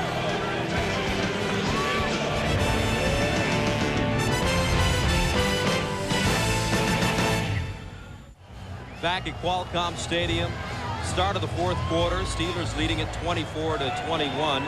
Big first quarter for the Chargers. Steelers come back and put up 17 in the 2nd. They have it 1st and 10 at the San Diego 34. Kordell Stewart to the sideline. Dan Kreider picks it up off the ground, incomplete. And you know there's only one way to see all the action on the field, Brent.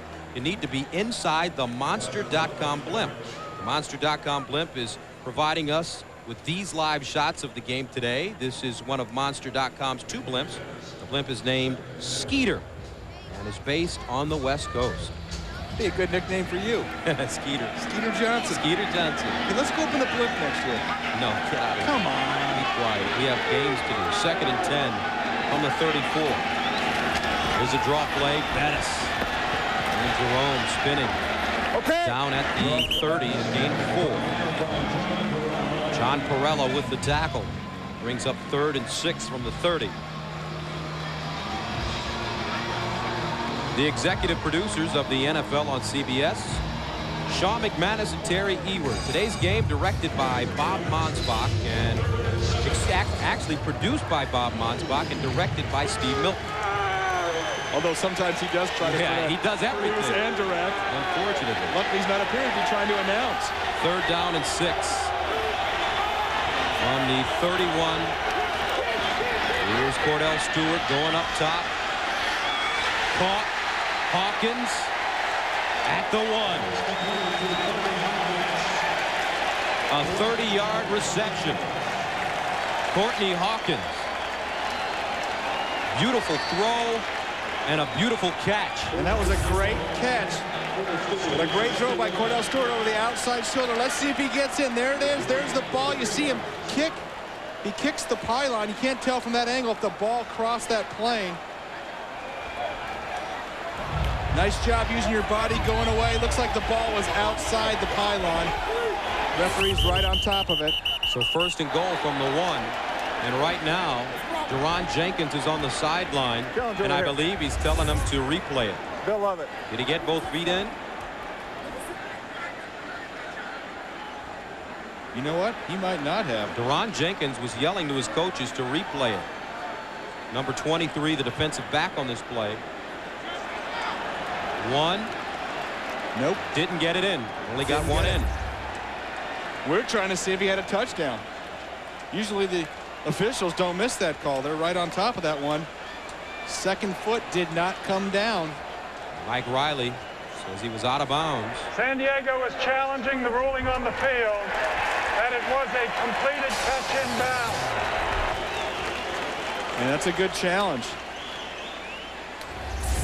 And you've got to get 2 feet in, Gus. You see, once you catch the ball, there it is, 1. And that's Courtney Hawkins knows better than that. He's kind of a lazy, long stride. You got to make an effort to drag that back foot. We saw Jeff Graham do it earlier in this game.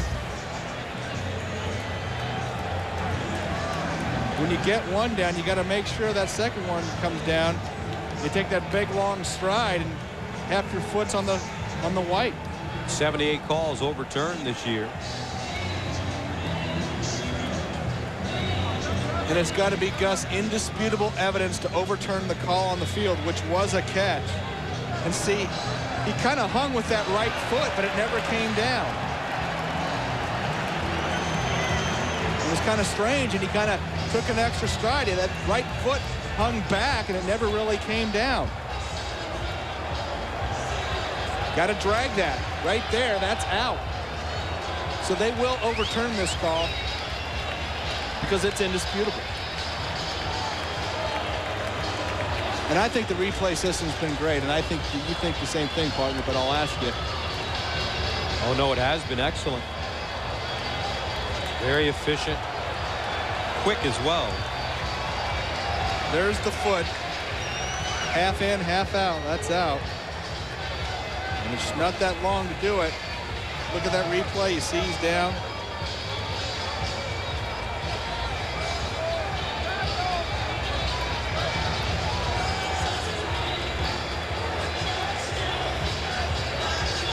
Now watch his right foot hang. Focus on his right foot. It starts to come down, but it never comes down when he catches it. He's going up. There, he gets hit. And see, it starts to come down right there, but he kicks the heel back up. And that foot doesn't step down till right there again. And that's clearly out of bounds. And it looked like that right foot was going to come down right away, but it never did. It got kicked by the defender. So if it is overturned, it'll be 4th down and 6 at the 31. And it would be about a 49-yard field goal for Chris Brown.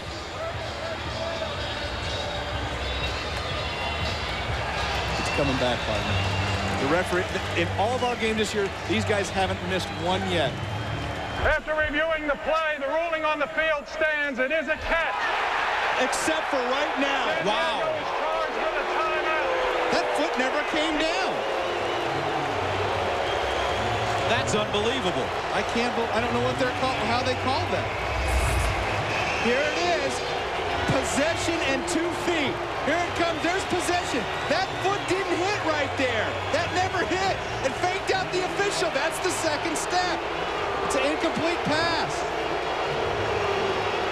See, the officials didn't have the benefit of our commentary during the whole process. So the Steelers have it. 1st down and goal at the San Diego 1. I jinxed the officials. I said they hadn't missed one all year. Wow. They've been on top of every one of our replays. 17 weeks in a row. 11th play of the drive that started at the 23. Jerome Bettis trying to get in, leans forward. And he's tackled by Jamal Williams.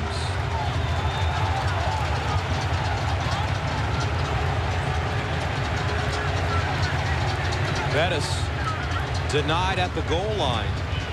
Boy, that's a dangerous move, leaning that ball out and over, because if you get stacked on the pile and the whistle doesn't blow, you can smack that ball right out of your hands or grab it right out. Steelers with 2 touchdowns inside the red zone on 3 possessions. The other a field goal. 2nd and goal from the 1. The pitch. Bettis trying to get to the corner. And he throws it incomplete. Jeremy Tooman, the intended receiver, and we saw him do the same thing this season against Cleveland. It was picked off. The bus pass is invalid. He couldn't make it. Wide open. Come on, Jerome. Get your arm. Don't short arm it. He's trying to guide it. Tooman was wide open. All he had to do is just put a little air on that thing. So it brings up 3rd down and goal from the 1.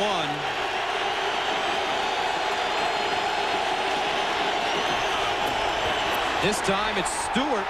Touchdown. Kordell Stewart gets in.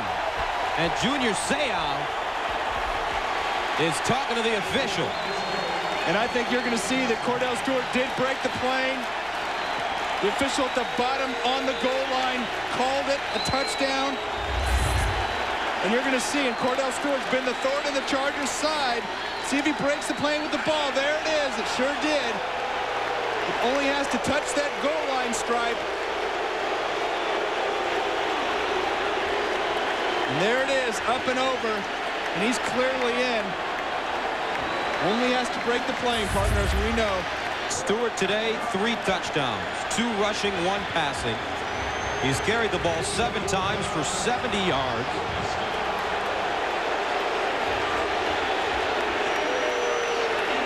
And now San Diego will challenge the play.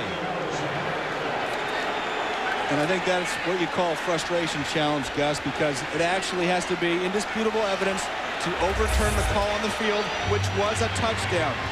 And that darn line always moves every time I draw it. There it is. You see the line. All I have to do is break that plane. And so we have to be absolutely indisputable to overturn the call on the field. So the Chargers are going to lose another timeout. There's the ball. It's way over. There's the line. You can tell he's over just by this angle. And now you're starting to get the pushback from Ruff, Junior, Rodney, the whole gang. But it's too late. And Kordell Stewart again. What a game he's having. Now, I'm wondering if that was a planned. It looked like they missed the handoff, and there's no way that you drop a play that looks like that because that's just too ugly of a exchange. But it looked like he was going to miss that handoff, and he just stopped, pivoted, and came back and dove.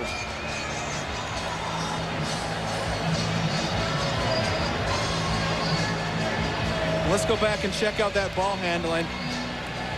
Kordell Stewart turns this way, nobody's there. And you see Jerome Bettis look back like, hey, what's going on? And that was all Kordell Stewart. And you see the ball come out there, but once he breaks the plane, play's over. Looks like a design play, Brent. Okay, you're questioning me, huh? No, I'm just saying it does look like it was designed. Maybe so. Didn't look too pretty. Coach Cowher thinks it's a touchdown. He's smiling.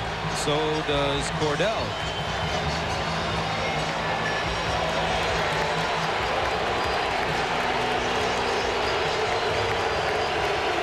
Joe Bugle, the offensive line coach, former head coach in Oakland and in Arizona. And the touchdown stands. And now Bill Cowher with the big smile on his face. Mike Riley can't catch a break today. Well, the play that got him down there, Mike Riley was right to challenge that one. And what a day for Kordell Stewart. 133 yards passing, 70 yards rushing, 203 total. So here comes the extra point. Chris Brown in. Kent Graham, the backup quarterback, is the holder. Mike Schneck snapping. It's up and good. So 12:51 to go in the 4th quarter. Steelers take a 10-point lead. Bill Cowher couldn't be happier on the Steelers sideline.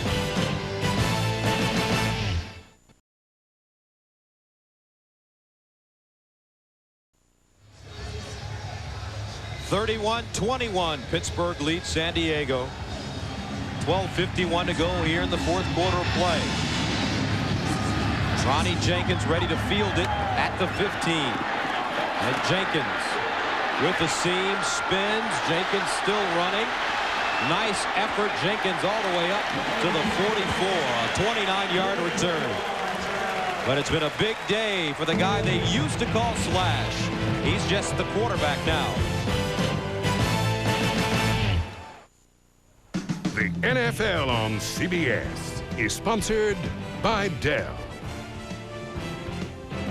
Rogaine Extra Strength for Men. And by NASDAQ.com. Who can tell you more about stocks than the stock market?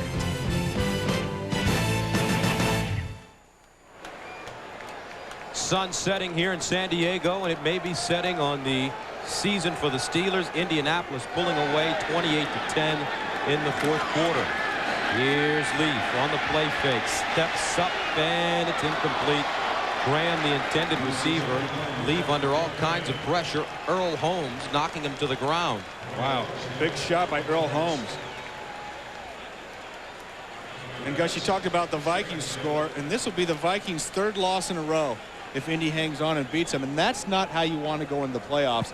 And so people are saying it's a meaningless game for Minnesota. It's not really meaningless, because when you go into the playoffs with the mindset that you've lost 3 in a row, you don't have any springboard, you don't have any confidence, and yeah, maybe you get a week off. Teams don't usually rebound after that. They've given up a lot of points the last 3 weeks to Green Bay, St. Louis, and now Indianapolis. Underneath, it's incomplete, intended for Curtis Conway. Would have had to make a tough catch. Ball thrown a little high. So here's the NFC playoff picture. Giants clinch home field advantage throughout the playoffs. Minnesota, and down at the bottom, there you guys right Detroit there. And Green Bay. Big chokers are out of it. At home against the second worst team in the NFL. Golly sakes. I'm just pounding you with that one. You are pounding I can't believe that they did that. Jeez. 49ers played well yesterday too, right? Yeah. 3rd down and 10 from the 44. But we knew we were going to stink this year. Over the middle, caught by Freddie Jones. Flag on the play. And Jones gets up to the 46. And here's a guy that you really like, Freddie Jones. Oh, man. Freddie Jones should have been going to the Pro Bowl. 68 catches. Number 67, offense. Penalty is declined. 4th down. Now, speaking of choking, San Francisco at 6-10. Very competitive yesterday. That's right. Well, I don't hear you saying a lot now, like I partner. said, we knew we were going to stink. Actually, I thought 4-12, 6-10. They've been most exciting 6-10 team you've ever seen. Yeah, right. There they are. Now Darren Bennett stands at the 31. Wobbly kick, Hank Poteet to the sideline, and he lets it take a bounce and go out of bounds. Rather go into the end zone for a touchback. 54-yard punt. 11:54 to go, fourth quarter. 31-21 Steelers.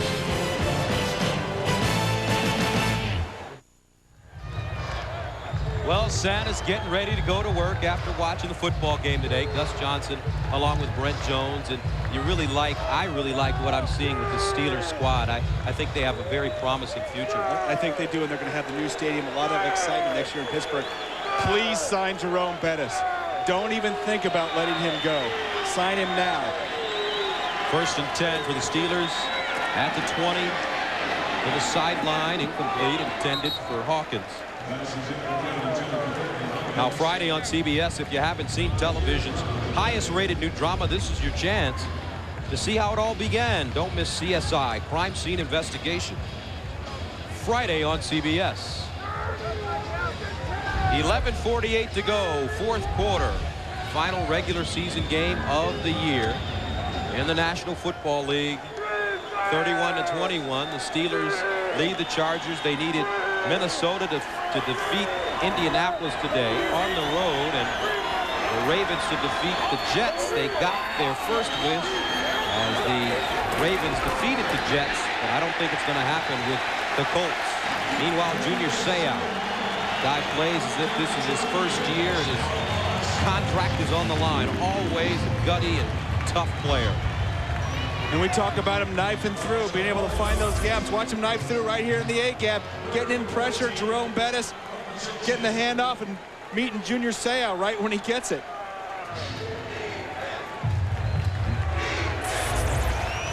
Here's Santa. All I want for Christmas is 2 Charger wins. Santa will bring that. It just might not be till next year. San Diego still in this game, only down by 10. A lot of time to go. Stewart. Oh, nice throw and a nice catch. It's Hawkins And Hawkins goes out of bounds, close to the 35. Courtney Hawkins had the first down twice and went back behind it, changing direction a few times. Luckily, he wasn't tackled behind that first down marker. Let's watch him go ahead and catch the ball. Comeback route, deep in. We call it dig route. Comes back, get back behind that first down. Stop, get the first down again, go backwards. Ends up on top of it. Nice game for Courtney. 5 catches, 71 yards, including a touchdown for the 9th-year man out of Michigan State. And Kordell talked about his precise routes. Really has a lot of comfort. You can see Kordell developing that chemistry with Courtney Hawkins. 1st and 10 from the 33. Jerome Bettis. Bettis gets up to the 35. Steve Tovar in on the play.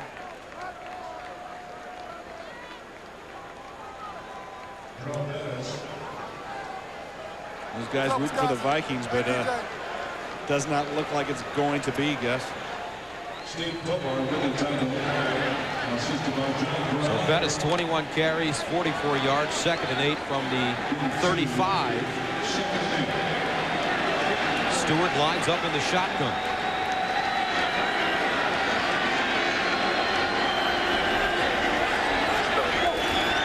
Here's the handoff. It's Bettis on the draw play, and Bettis gets to the 37. Now, when you look at the Steelers, Brent, what do they need to acquire? What kind of players to get even better? Well, they've had an outstanding play from the corners this year, and of course their linebackers are second to none. Their interior line has been solid, and Kimo Van Olhoffen has done a great job inside. The ends have been solid, but they might want some more pass rushing, maybe a little bit more pressure from a defensive end. Maybe that's one area where they could take another player, maybe another offensive lineman, and maybe another wide receiver. They've got Plexico Burris, who's hurt on injury reserve for the rest of the year, the first rounder from last year. Troy Edwards, 61 passes a year ago at that X position, moved over to flanker this year, had trouble adjusting, got to spend the offseason with him. And this guy here, Hines Ward, speaking of a receiver, this young man out of Georgia who played all kinds of different positions while at Georgia, just an outstanding player.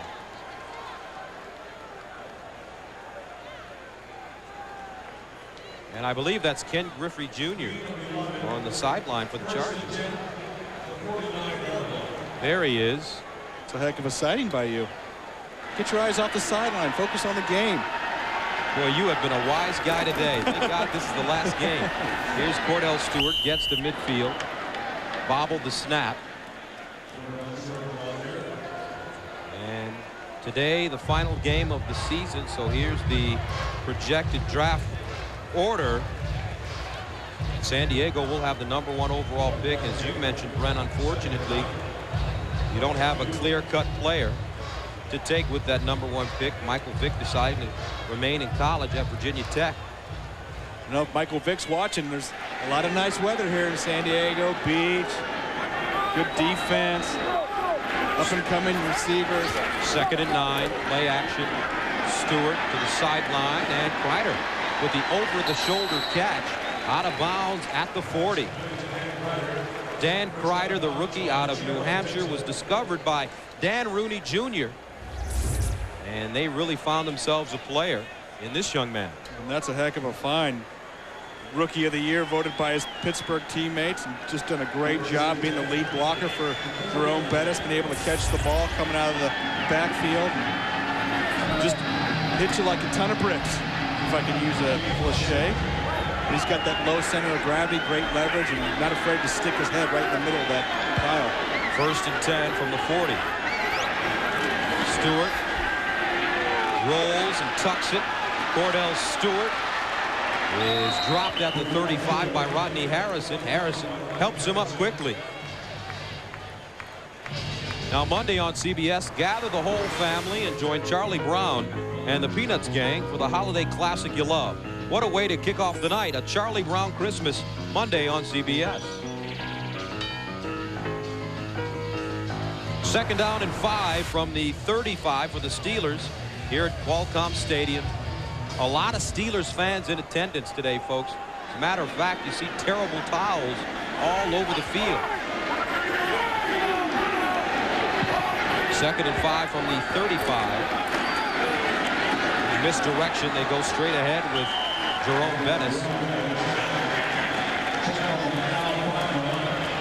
And the Steeler offense just wearing down the San Diego Charger defense, and did it, Gus, with a lot of play action on 1st and 2nd down today, and then they're just pounding it inside with a bus here in the middle of the 3rd and 4th quarter. And unfortunately, this young man has heard the Indianapolis score. A few tears for that Steeler fan. Yeah, that Steeler fan wanted his team into the playoffs. He was hoping that Minnesota would try. Jerome, who's an excellent bowler, Notre Dame grad, prospect out of Detroit's Mackenzie High School. 1st down for the Steelers. Did you see he was an excellent bowler? Yeah, he has a terrific bowling game.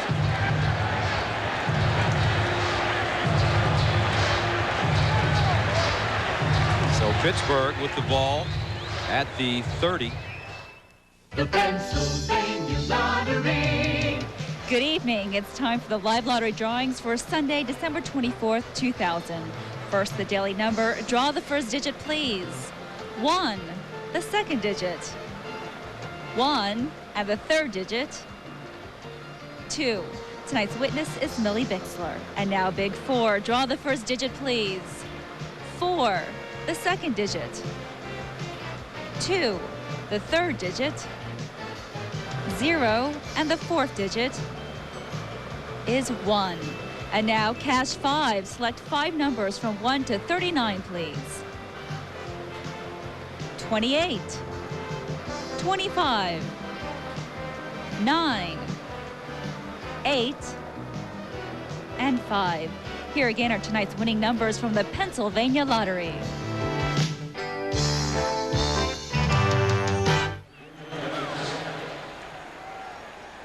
For those of you expecting to see 60 minutes, you're watching the National Football League on CBS in the game between the Pittsburgh Steelers and the San Diego Chargers. I'm Gus Johnson along with Brent Jones. Our score, the Steelers lead it 31-21. 60 minutes will be seen next in its entirety immediately following this game, except on the West Coast and in the Mountain Time Zone.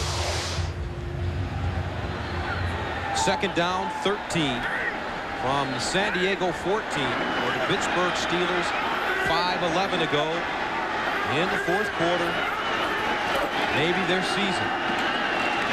Kordell Stewart flushed out of the pocket, turns it up, look at the wheels, and Stewart out of bounds at the 9-yard line. Well, that was a little respect and a little friendship from Rodney Harrison, because I guarantee you, if this was still a meaningful game and it wasn't week 17 and everybody was going home, Rodney Harrison would have blasted Kordell Stewart, the quarterback, running right along the sideline. Watch at the end of this play. Kordell breaks out of the pocket. Once again, gashing San Diego with the scramble. Now watch Rodney Harrison pull up right at the very end, right here, put his hands up. A friendship right there, running right by. Rodney Harrison has been fined a number of times during his career in the NFL for late hits or illegal hits. Very familiar with Gene Washington in the NFL office. Steelers stay on the ground. Richard Huntley running the football. So let's quickly take a look at what's happened around the NFL today. Baltimore sets an all-time NFL record for fewest points allowed with 165. And Vinny Testaverde, 69 pass attempts. And Paul Ettinger knocks out the Detroit Lions with a 54-yard field goal as time expires. He is the most popular man in the city of St. Louis today. With that win by the Bears, the Rams get into the playoffs. They'll have a chance to defend their title. And the field goal, a 28-yarder, up and good for Chris Brown. 4:07 to play, and the Steelers up big. The NFL on CBS is sponsored by Blockbuster, bringing entertainment home. And by Saturn, now with 2 distinctively different car lines, the L Series and S Series. Welcome back. 34-21. The Steelers lead the Chargers. Steelers wishing Merry Christmas to the people back home. This kick, a line drive, and it's loose. It touched the Charger. Let's see who has it. The Steelers say they have it.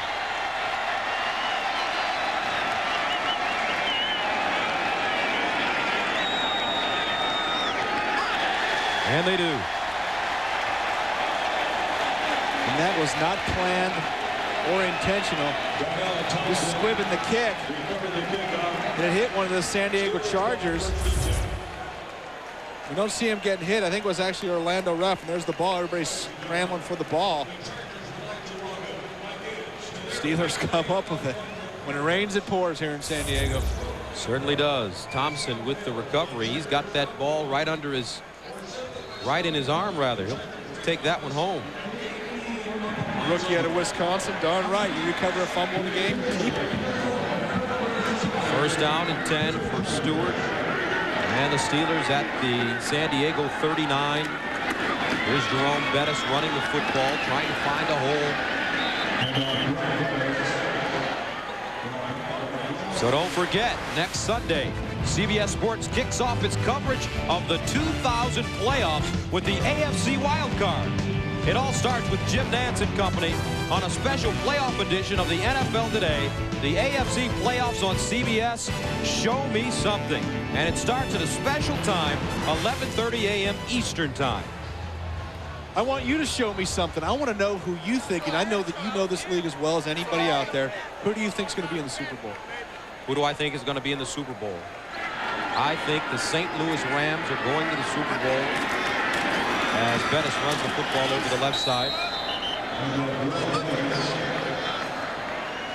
I like the Rams, and I like the Denver Broncos. And the AFC playoff picture, Tennessee needs a win to clinch home field throughout the playoffs. And they will take on the Cowboys tomorrow night at home. So the Jets eliminated Pittsburgh. If Indianapolis holds on, eliminated. So the Colts sneak in. Broncos, Ravens, Dolphins, Raiders, and Titans. Third down and 8 from the 37. Here's Kordell Stewart, and he's dropped. Ball comes loose, picked up by a Steeler, and Stewart hit hard. Kordell Stewart really smashed on that play. Al Fontenot and John Perella arriving at the same time with Kordell Stewart sandwiched in between. Watch this. Just a brutal shot. Wow. Meanwhile, San Diego calls timeout with 2:11 to go. And Stewart has to be helped off the field. That was brutal. Perella getting him in the back, Fontenot in the front. Fontenot hitting Stewart with the crown of his helmet right in the chest. Kordell Stewart now. It's like they're looking at his knee, and they are. And don't forget, tonight on 60 Minutes, if you think you know the Dikembe Mutombo in the basketball court, wait until you meet him off the court with Ed Bradley tonight on 60 Minutes. Then spend Christmas Eve with Touched by an Angel, followed by Angela Lansbury in the CBS Sunday movie Mrs. Santa Claus. Spend the holiday right here tonight on CBS. Josh Miller, the former Canadian Football League standout, is standing at the 44. Kordell Stewart on the bench.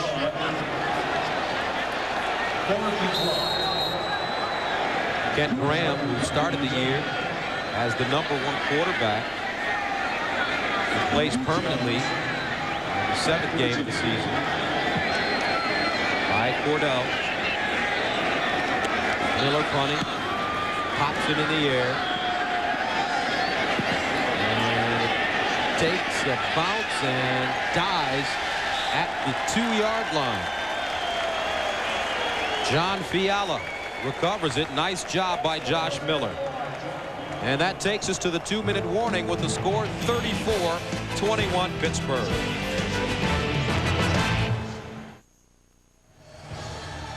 And don't forget, 60 Minutes will be coming up next in its entirety except for the Pacific and Mountain time zones, where it will be seen at its regularly scheduled time.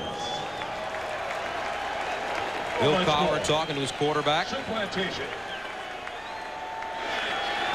Kordell took a blow to the head. He will not return. Ryan Leaf throwing the ball down the field, incomplete, nobody even close. So the playoffs begin next week, and in the NFC, the Giants have a first-round bye. Minnesota, a first-round bye. St. Louis will play New Orleans again. They played them today. They'll play them next week at New Orleans, and Tampa Bay heads to Philly, where it plans to be chilly. That's right. And they still haven't proven that they can win in cold weather. Lost at Green Bay today in overtime. It's going to be part of the psych. They're going to have to answer questions all week. Can they win a cold weather game? And I can almost guarantee it'll be below 40 degrees in Philly next week. 2nd and 10 for the Chargers. Leaf loses the ball at the goal line, recovered by the Steelers. It's been that kind of day, and it's been that kind of career for Ryan Leaf. And he's hurt his arm. Leaf is grabbing his right shoulder. Jason Gilden, I believe, coming in outside, continuing to not give up, going back. We've seen that twice today by Gilden, and getting his hands right on the ball. Nice job stripping the ball coming from the back.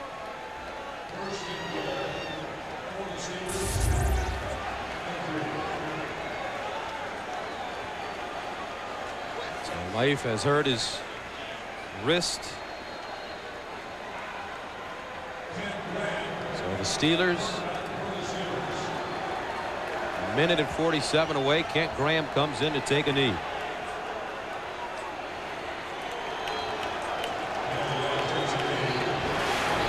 Don't forget, show me something. The playoffs begin next Sunday. The NFL on CBS. It starts with the NFL Today at a special time, 11:30 a.m. Eastern time. And the Pittsburgh Steelers will not be heading to the postseason, but they do a good job rallying in the second half of the year. Bill Cowher got his troops together after an 0-3 start, some controversial losses.